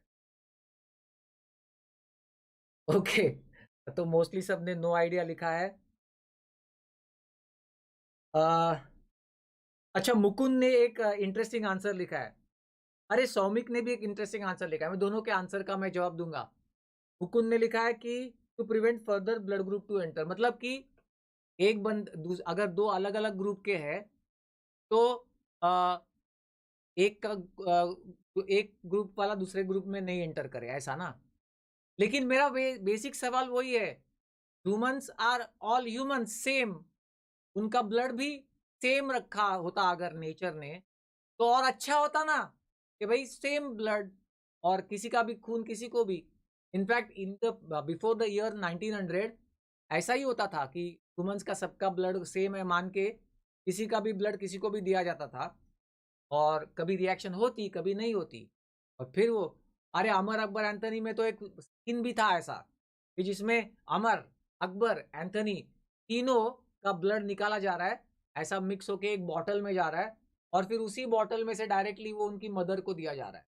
बहुत ही इंटरेस्टिंग स्टार्ट में। खैर वो टॉपिक नहीं है, तो नहीं, that is not the answer. और दूसरा, हाँ, मिकू हैज सेड कि सर आप बता दीजिए। तो सुनो, मैं इसका आंसर लेक्चर के एंड में दूंगा, लेकिन इसका आंसर इसलिए नहीं कि एंटीबॉडीज बनाई जा सके या ये कर सके या ब्लड टाइपिंग कर सके, वो है इसलिए हम ब्लड क्लासिफिकेशन करते हैं। ओके, चलो, तो blood groups, let start. Blood group के ऊपर लॉन्ग क्वेश्चन आए तो आपको क्या क्या लिखना है। ऑल राइट, सबसे पहले तो what are blood groups. Human population is classified based on the presence of antigens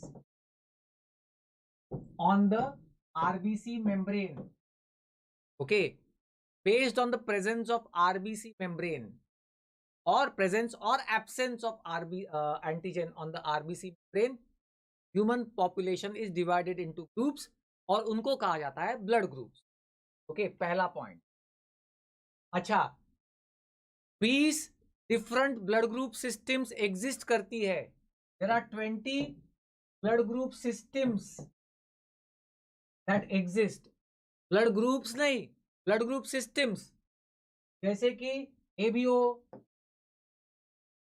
RH, उसके बाद एमएनएन, केल, डफी, लुइस, ल्यूथेरान, ये सारी ब्लड ग्रुप सिस्टम्स है।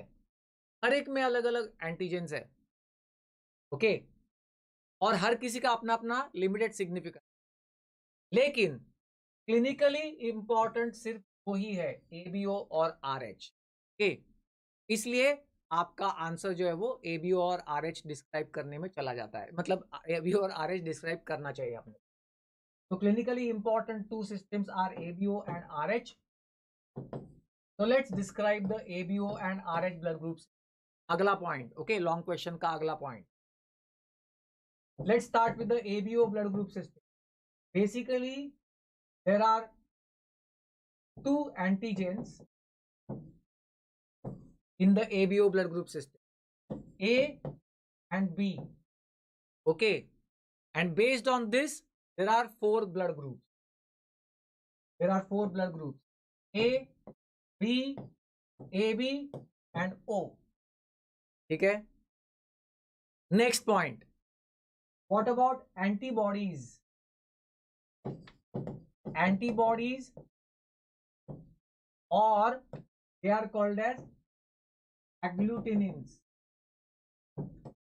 Agglutinins, देखो, antigens are called as agglutinogens and antibodies are called as agglutinins. Okay, agglutinins are present in the plasma. So antigens are present on the RBC membrane, antibodies are present in the plasma. कौन कौन सी antibodies है ABO blood group system में?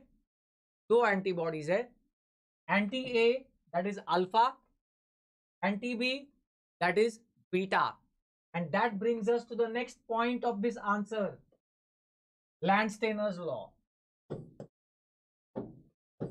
इसमें थोड़ी concept है ना बताने के लिए, इसलिए मैंने ये टॉपिक चुना थोड़ा डिस्क्राइब करने के लिए।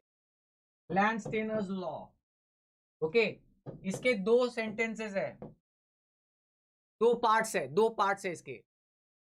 If a particular antigen is present on the RBCs of an individual, then the corresponding antibody should be absent in the plasma of that individual. ठीक है? If a particular antigen is present on the RBCs of an individual, then the corresponding antibody will be absent in the plasma of that minus absent. Okay, और दूसरा sentence ये है कि if a particular antigen is not present, मैं ए और B antigens की बात कर रहा हूं, तो जो antigen is not present on the RBCs, उसकी corresponding antibody will be present in the plasma of that individual. Okay, तो मैं अब ब्लड ग्रुप को फिर से लिखने जा रहा हूं और इसको एक्सप्लेन करने जा रहा हूं। ओके, इसका एक्सप्लेनेशन जरूरी है, वाइवा में भी पूछा जाएगा आपको। तो सुनो, सबसे पहले तो let's write down the blood groups again. मतलब एंटीजन और एंटीबॉडी मिला के मैं ब्लड ग्रुप को डिस्क्राइब करने जा रहा हूं। वो ऐसा है, A beta, B alpha, A B and O alpha B. समझ रहे हो? ए ब्लड ग्रुप यानी A antigen on the RBCs and anti B antibody in the plasma. Anti B antibody को बीटा कहते हैं। B blood group, B antigen on the RBCs and anti A that is alpha antibody in the plasma of that individual. A B मतलब दोनों antigens on the RBCs के blood group A B and no antibody. And O मतलब no antigens, ए और B दोनों antigens missing और दोनों antibodies present in the plasma. Okay, अब explanation सुनो, फिर मैं बॉम्बे ब्लड ग्रुप बताऊंगा। ओके, तो थोड़ा अपने आप को चुस्त रखो। ओके, सैचुरेट मत होने देना, पानी पी के आ जाओ, जल्दी आके बैठ जाओ। एक्सप्लेनेशन, दोनों पार्ट्स का एक्सप्लेनेशन सुनो, बहुत ही इंटरेस्टिंग है। If a particular antigen is present on the RBCs of an individual, जैसे कि A antigen is present, okay, तो corresponding antibody should not be present in the plasma of that individual. क्यों? क्योंकि अगर किसी पर्सन में A antigen present है RBCs के ऊपर, का ब्लड ग्रुप A है, तो पैदा होने से ही उस पर्सन के आरबीसी के ऊपर वो ए एंटीजन है और उसकी इम्यून सिस्टम जो है ना, वो उस एंटीजन को सेल्फ मानती है। आपको पता है ना, immune system has the ability to recognise between self and non self. Non self मतलब फॉरेन। ओके, तो जिसका ए एंटीजन है आरबीसी के ऊपर, तो उसको पहले से ही उसकी इम्यून सिस्टम रिकॉग्नाइज करती है कि ए एंटीजन मतलब इसका खुद का सेल्फ, तो एंटी ए एंटीबॉडी नहीं बनाएगी उसकी इम्यून सिस्टम, और इसलिए anti A antibody will be absent from the plasma of that individual. तो ये है लैंडस्टेनर्स लॉ का पहला पार्ट। तो particular antigen is present on the RBCs, then its corresponding antibody will not be present in the plasma of that individual, क्योंकि उसकी immune system इसको अपना खुद का मानती है, के खिलाफ एंटीबॉडीज नहीं बनाती। अब दूसरा पार्ट, ओके, ये आपको वाइवा में पूछा जाएगा, तो कान लगाओ के ध्यान से सुनो इस बात को।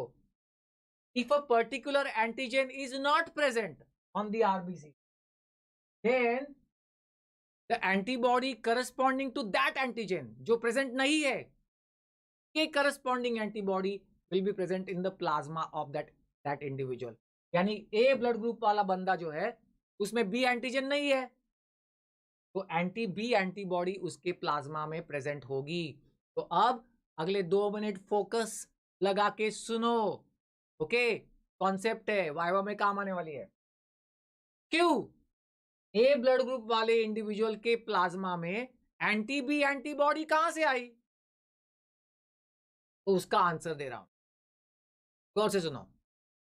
ए और B antigens are not only present on the RBCs, ये सिर्फ आरबीसीज के ऊपर प्रेजेंट नहीं है, ये बॉडी में और जगह पे भी है और बॉडी के बाहर नेचर में भी है। समझ रहे हो बात को? ए और बी एंटीजेंस सिर्फ आरबीसीज के ऊपर नहीं है, बॉडी के बाहर भी है, जैसे कि मिल्क या बैक्टीरिया या और कोई पार्टिकल्स और सब्सटेंसेस, उनमें भी ए और बी एंटीजेंस होते हैं। ओके, तो सोचो कि एक बच्चा ए ब्लड ग्रुप वाला पैदा हुआ। ओके, ए ब्लड ग्रुप वाला मतलब उसके आरबीसी पे ए एंटीजन पहले से ही है, तो उसकी immune system anti A antibody तो नहीं बनाएगी। अब ये बॉर्न होने के बाद the child, the infant will get expose to nature to both A and B antigen. Nature से ए और बी दोनों एंटीजन उसकी बॉडी में एंटर करेंगे।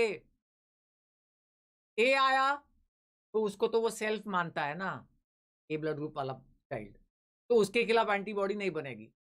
बी आया अगर, और जैसा कि मैंने कहा कैसे आता है बॉडी में, through food, through milk, through bacteria, तो बी आया अगर अंदर बॉडी में तो उसके खिलाफ एंटीबॉडीज बनाई जाएगी, क्योंकि बी एंटीजन उसके लिए फॉरेन रहेगा।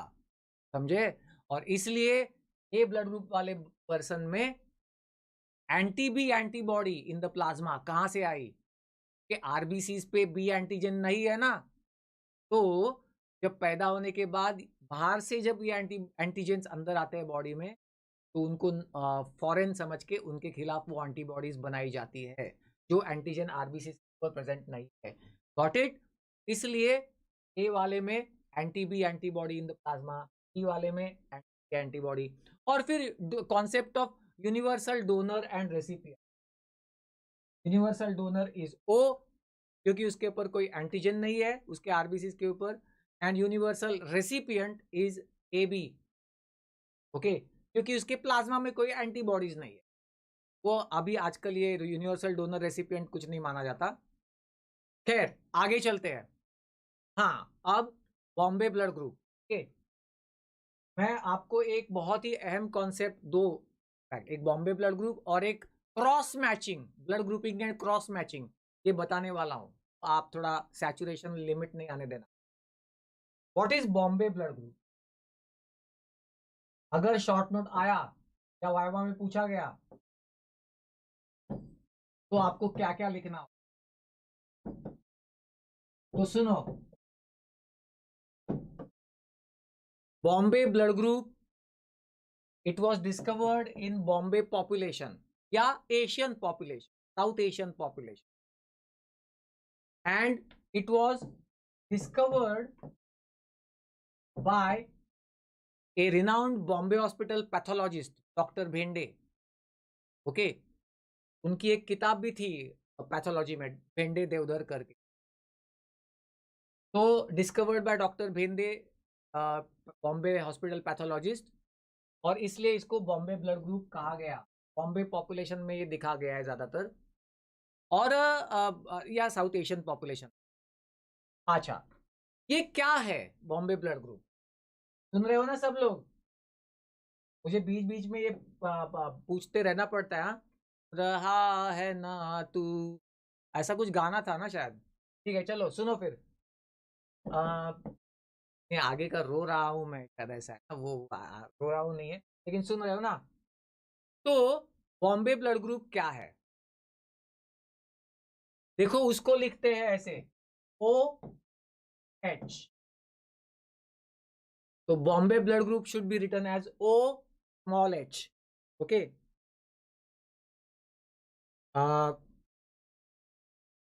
ओके, सुन रहे हो ना?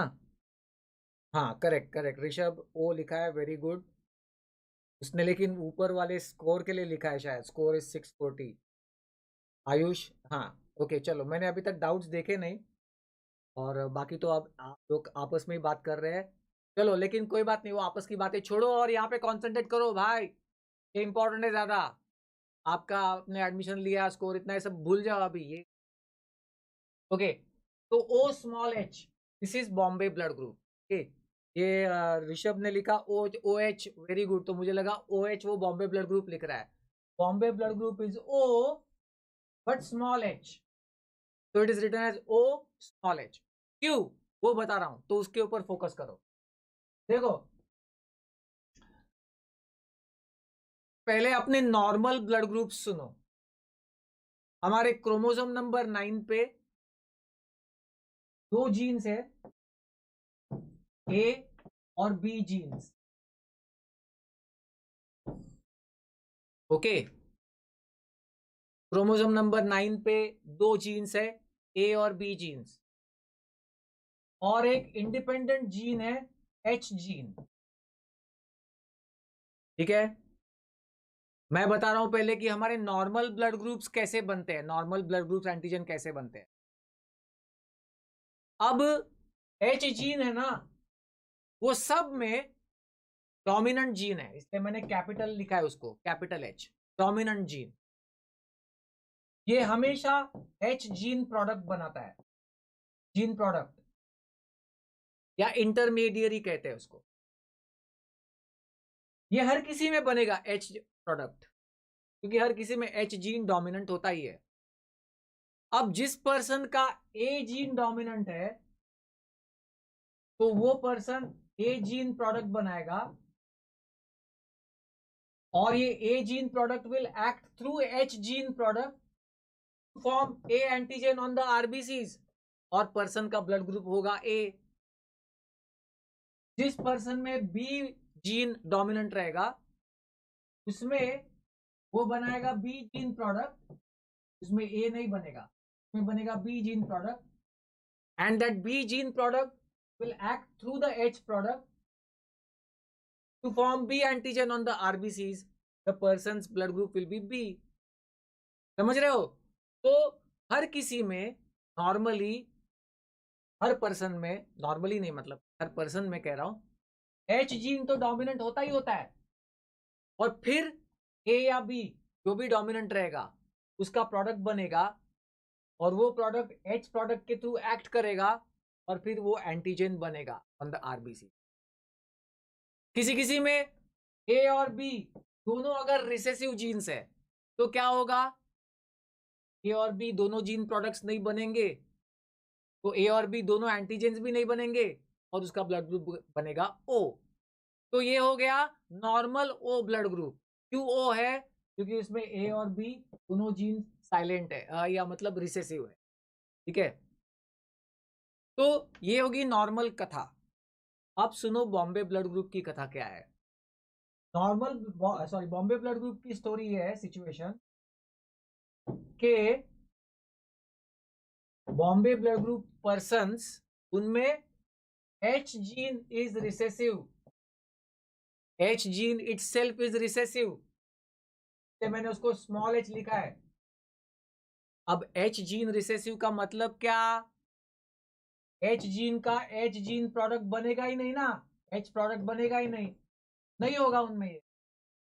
तो ऐसे में A या B, ये जीन्स डोमिनेंट हो रिसेसिव हो कुछ फर्क ही नहीं पड़ेगा, क्योंकि H प्रोडक्ट है ही नहीं, H जीन रिसेसिव है, तो इस पर्सन में A और B दोनों एंटीजेंस बनने की पॉसिबिलिटी ही नहीं रहेगी। A और B दोनों एंटीजेंस मिसिंग हो गए, तो इस पर्सन का ब्लड ग्रुप रहेगा O। सबसे पहली बात, Bombay blood group is O, but that O is not normal O। मैंने आपको नॉर्मल O क्या बताया, कि भाई जिसमें A और B रिसेसिव होते हैं, और इसलिए A और B एंटीजेंस नहीं बनते, यह नॉर्मल O। उसमें H तो डोमिनेंट रहेगा ही। बॉम्बे ब्लड ग्रुप वाले में H gene itself is recessive, और इसलिए कोई भी एंटीजन नहीं बनेगा, और इसलिए वो O ब्लड ग्रुप है। ओके, तो Bombay blood group is O small h, that is how we write it, O, but that O is because of H recessive gene. अब इसका क्लिनिकल इंपॉर्टेंस समझो। क्लिनिकल इंपॉर्टेंस इसका ये है कि नॉर्मली आपको पता है O ब्लड ग्रुप जो नॉर्मल होता है, में एंटी A और एंटी B दोनों एंटीबॉडीज होती है उसके प्लाज्मा में। बॉम्बे ब्लड ग्रुप में 3 एंटीबॉडीज होती है प्लाज्मा में। कौन कौन सी? एंटी ए, एंटी बी और anti H. Bombay blood group individual में 3 एंटीबॉडीज होती है प्लाज्मा में, और इसलिए ये person can receive blood transfusion from another Bombay blood group individual only, क्योंकि इसके प्लाज्मा में 3 एंटीबॉडीज होती है। ओके, तो ये है बॉम्बे ब्लड ग्रुप और उसका क्लिनिकल सिग्निफिकेंस। अगर आपको कल को जाके ब्लड आपकी यूनिवर्सिटी में अगर क्वेश्चन आया ब्लड ग्रुप्स, तो लास्ट में अगर ये 4 लाइन लिखते हो ऊपर, आपको 1.5 मार्क एक्स्ट्रा मिलेगा। या इसी के ऊपर शॉर्ट नोट भी आ गई, कई सारी यूनिवर्सिटीज में पूछते हैं, जरूर लिखो। चलिए, ये हो गया ब्लड ग्रुप्स। अब ब्लड ट्रांसफ्यूजन, क्योंकि मुझे क्रॉस मैचिंग का बताना है आपको, और फिर हम एंड कर देंगे आज के लेक्चर को। फिर बचा हुआ आप पढ़ लेना जो भी मैंने क्वेश्चंस बताए, WBC, क्लॉटिंग एटसेट्रा। ओके, चलो, तो हाँ, ब्लड ग्रुपिंग और क्रॉस मैचिंग ये बताना है ना। चलो, तो ब्लड ट्रांसफ्यूजन के ऊपर शॉर्ट नोट आती है,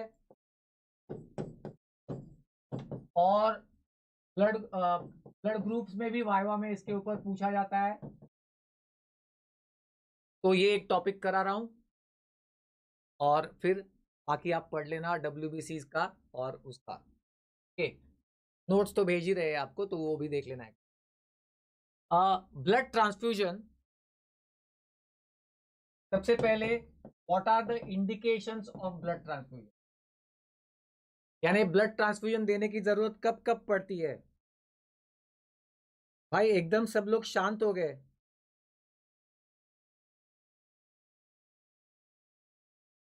भाई लोग, आप लोग हो ना?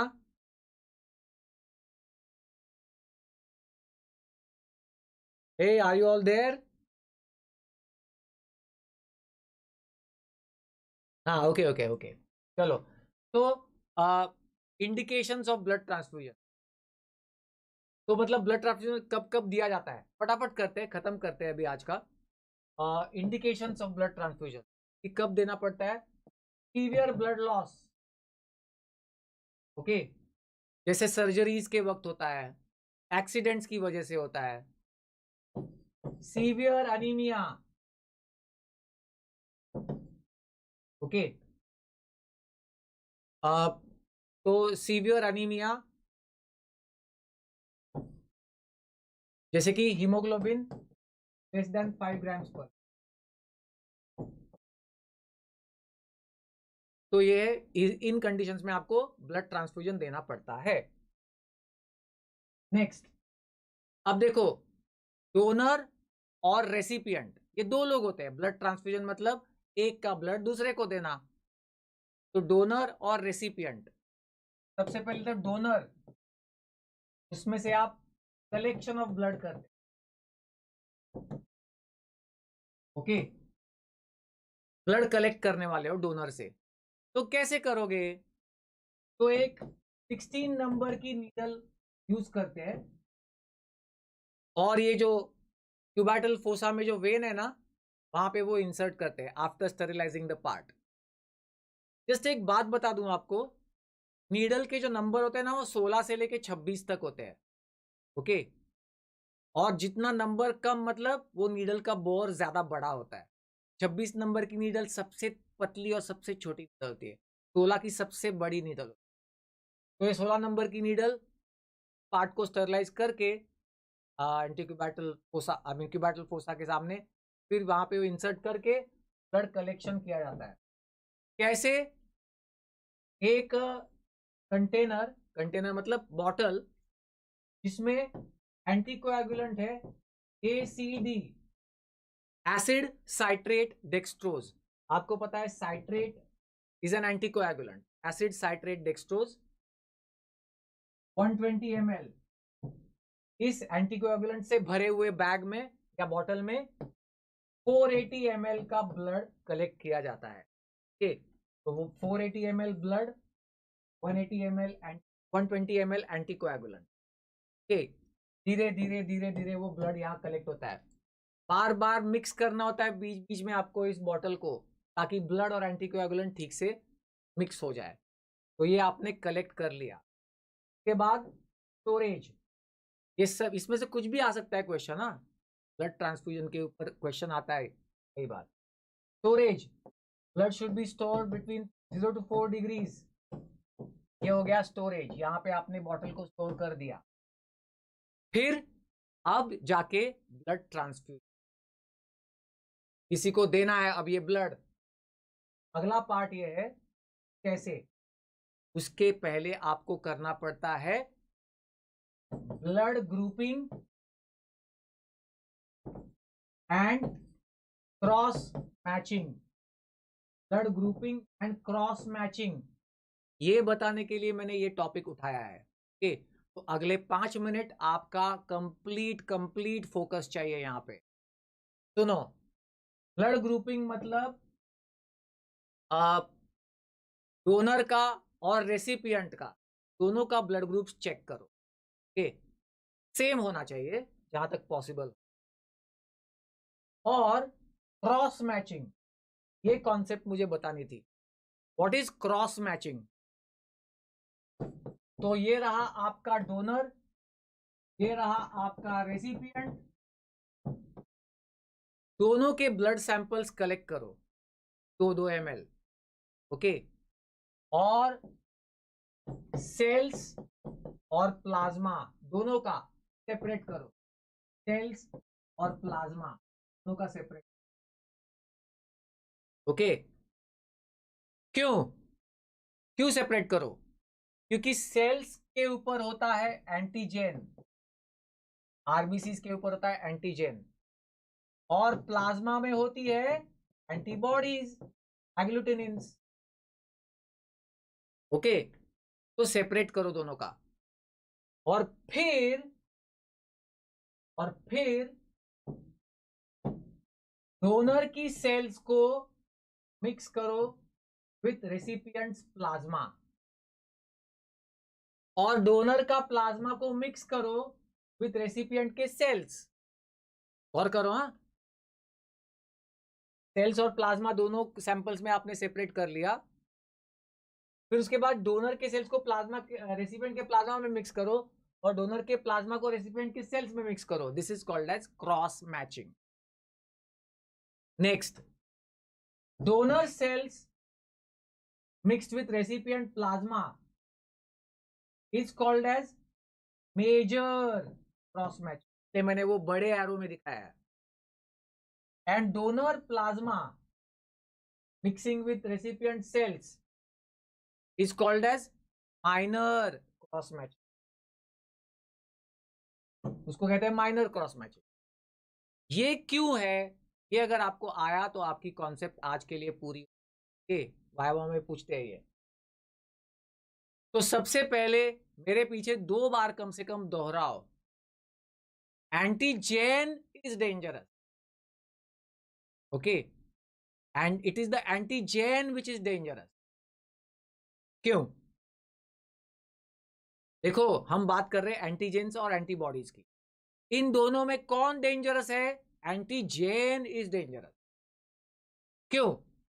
क्योंकि वो एंटीजेन जो है ना, वो अगर आपने दूसरे को दिया, दूसरे की बॉडी में गया, अगर उसके लिए वो फॉरेन है, फॉरेन एंटीजन है, नॉन सेल्फ, खुद का नहीं है, तो वो एंटीजन की वजह से एंटीबॉडी फॉर्मेशन होता है बहुत सारा, और वो एंटीबॉडीज रिएक्ट करती है एंटीजन के साथ।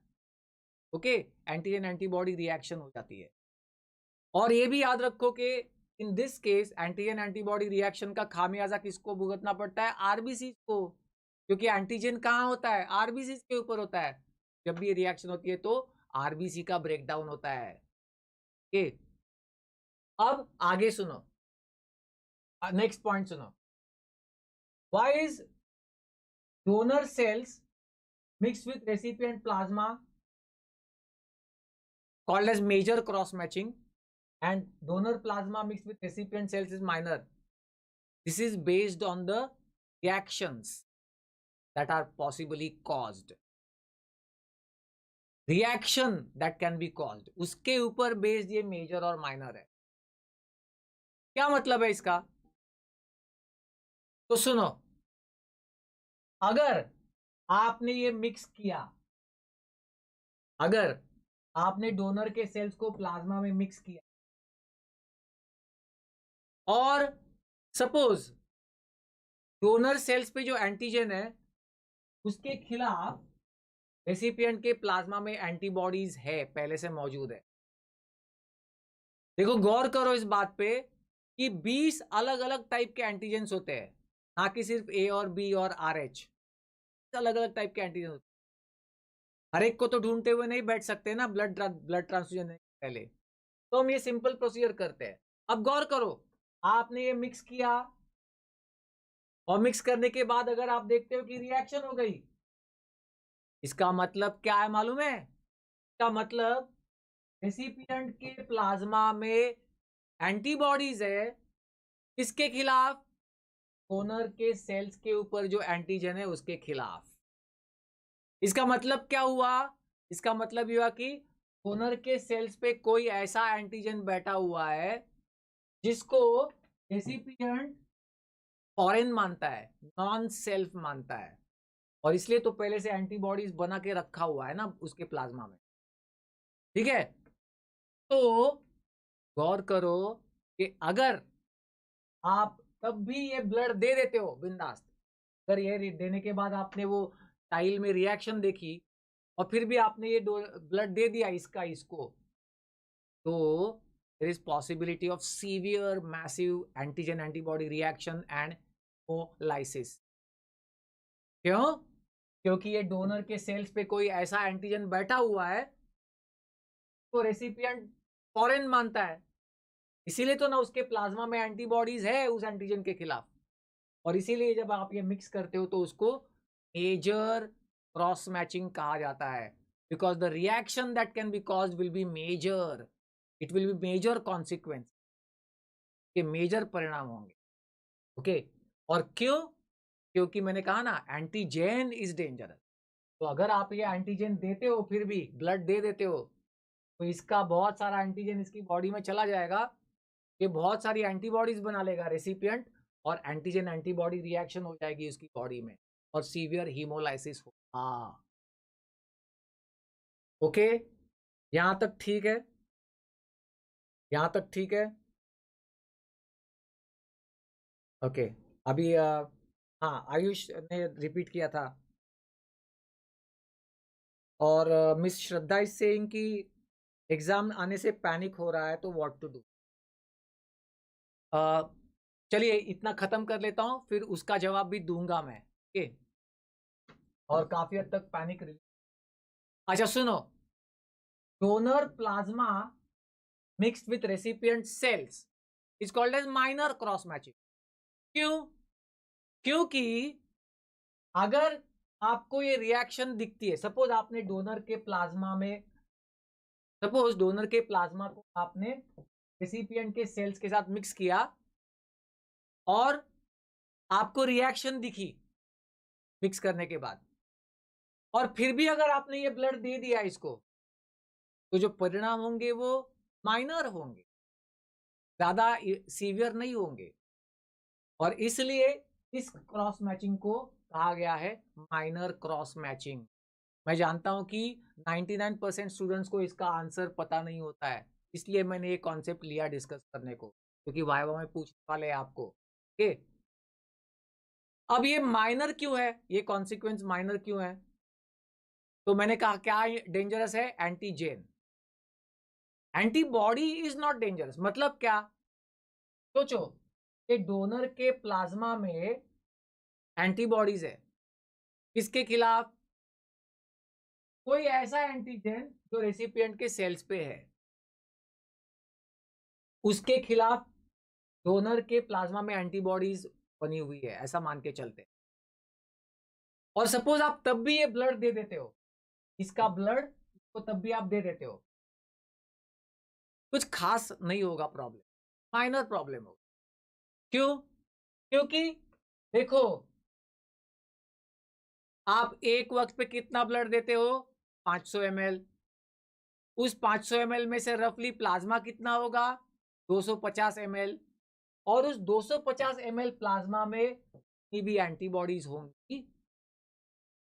तो जब ये आप ब्लड दोगे इसको, तो रेसिपिएंट के बॉडी के में 5 लीटर ब्लड है। उस 5 लीटर ब्लड में ये 250 ml प्लाज्मा और उसके अंदर जो भी एंटीबॉडीज है वो जाके डाइल्यूट हो जाएगी, उनका उतना असर नहीं होगा, तो माइनर सा कुछ कॉन्सिक्वेंस होगा। और इसलिए donor plasma mix with recipient cells is called as minor cross matching. समझ रहे हो? बात को समझो। Antibodies do not form further antibodies. Antibodies जितनी बनी हुई है उतनी बन के रह जाती है। एंटीजेन डेंजरस होता है कि भाई वो दिया तो वो बार बार एंटीबॉडी प्रोडक्शन करवा सकता है और उनके साथ रिएक्ट करता है और हीमोलाइसिस करता है। अब ये अगर ये दिया तो इसको माइनर कहा जाता है, minor cross matching, because blood देने पर अगर रिएक्शन हुआ भी तो माइनर रिएक्शन होना, इसलिए उसको माइनर कहा। और माइनर क्यों होने वाला है रिएक्शन, मैंने बताया आपको कि भाई आप ब्लड एक बार देते हो 500 ml, उस 500 ml में से 250 ml प्लाज्मा रहेगा, 50-55% होता है ना प्लाज्मा। तो में जितनी भी एंटीबॉडीज है डोनर के प्लाज्मा में, वो वहां 5 लीटर ब्लड में जाने के बाद और डाइल्यूट होने वाली है, तो उनका असर उतना एंटीबॉडी रिएक्शन हो भी गई तो ज़्यादा सीवियर नहीं रहेगी। तो ये है। तो इतना आज मुझे कॉन्सेप्चुअली बताना था। और ये अगर क्वेश्चन आया तो आप लिख लेना। और सी हम ये फर्री सीरीज कर रहे हैं ना, तो उसमें मैं 2-2 क्वेश्चंस बड़े बड़े टॉपिक्स ही कर सकता हूँ 2 घंटे से ज़्यादा 2 घंटे में नहीं हो सकेगा। पॉइंट वाइज बता तो दूं, लेकिन जहाँ पे कॉन्सेप्ट आती है मैं थोड़ा एक्सप्लेन करना ही पड़ेगा। और खास करके आज का, क्योंकि आज के इसमें प्रैक्टिकल भी था ना इंक्लूडेड, मैथ का प्रैक्टिकल आता है ना, तो इसलिए आज थोड़ा कम कवर हुआ। नेक्स्ट टाइम में मैं आपको आंसर्स बताऊंगा, इसमें क्या क्या टॉपिक्स में क्या क्या पॉइंट्स आने चाहिए, ऐसा बताऊंगा। Okay, don't worry. तो आज के लिए रुकते हैं। नेक्स्ट सिस्टम्स में हम ग्राउंड ज्यादा कवर करेंगे, डेप्थ से ज्यादा। Okay, my promise, sincere promise, god promise. तो नेक्स्ट टाइम मिलते हैं। प्रीवियस है ना शायद यार, जो भी सिस्टम, नो मसल। ओके, चलो, thank you, good bye, good night. Doubts रहेगा तो पूछो भाई। चलो, थैंक्स।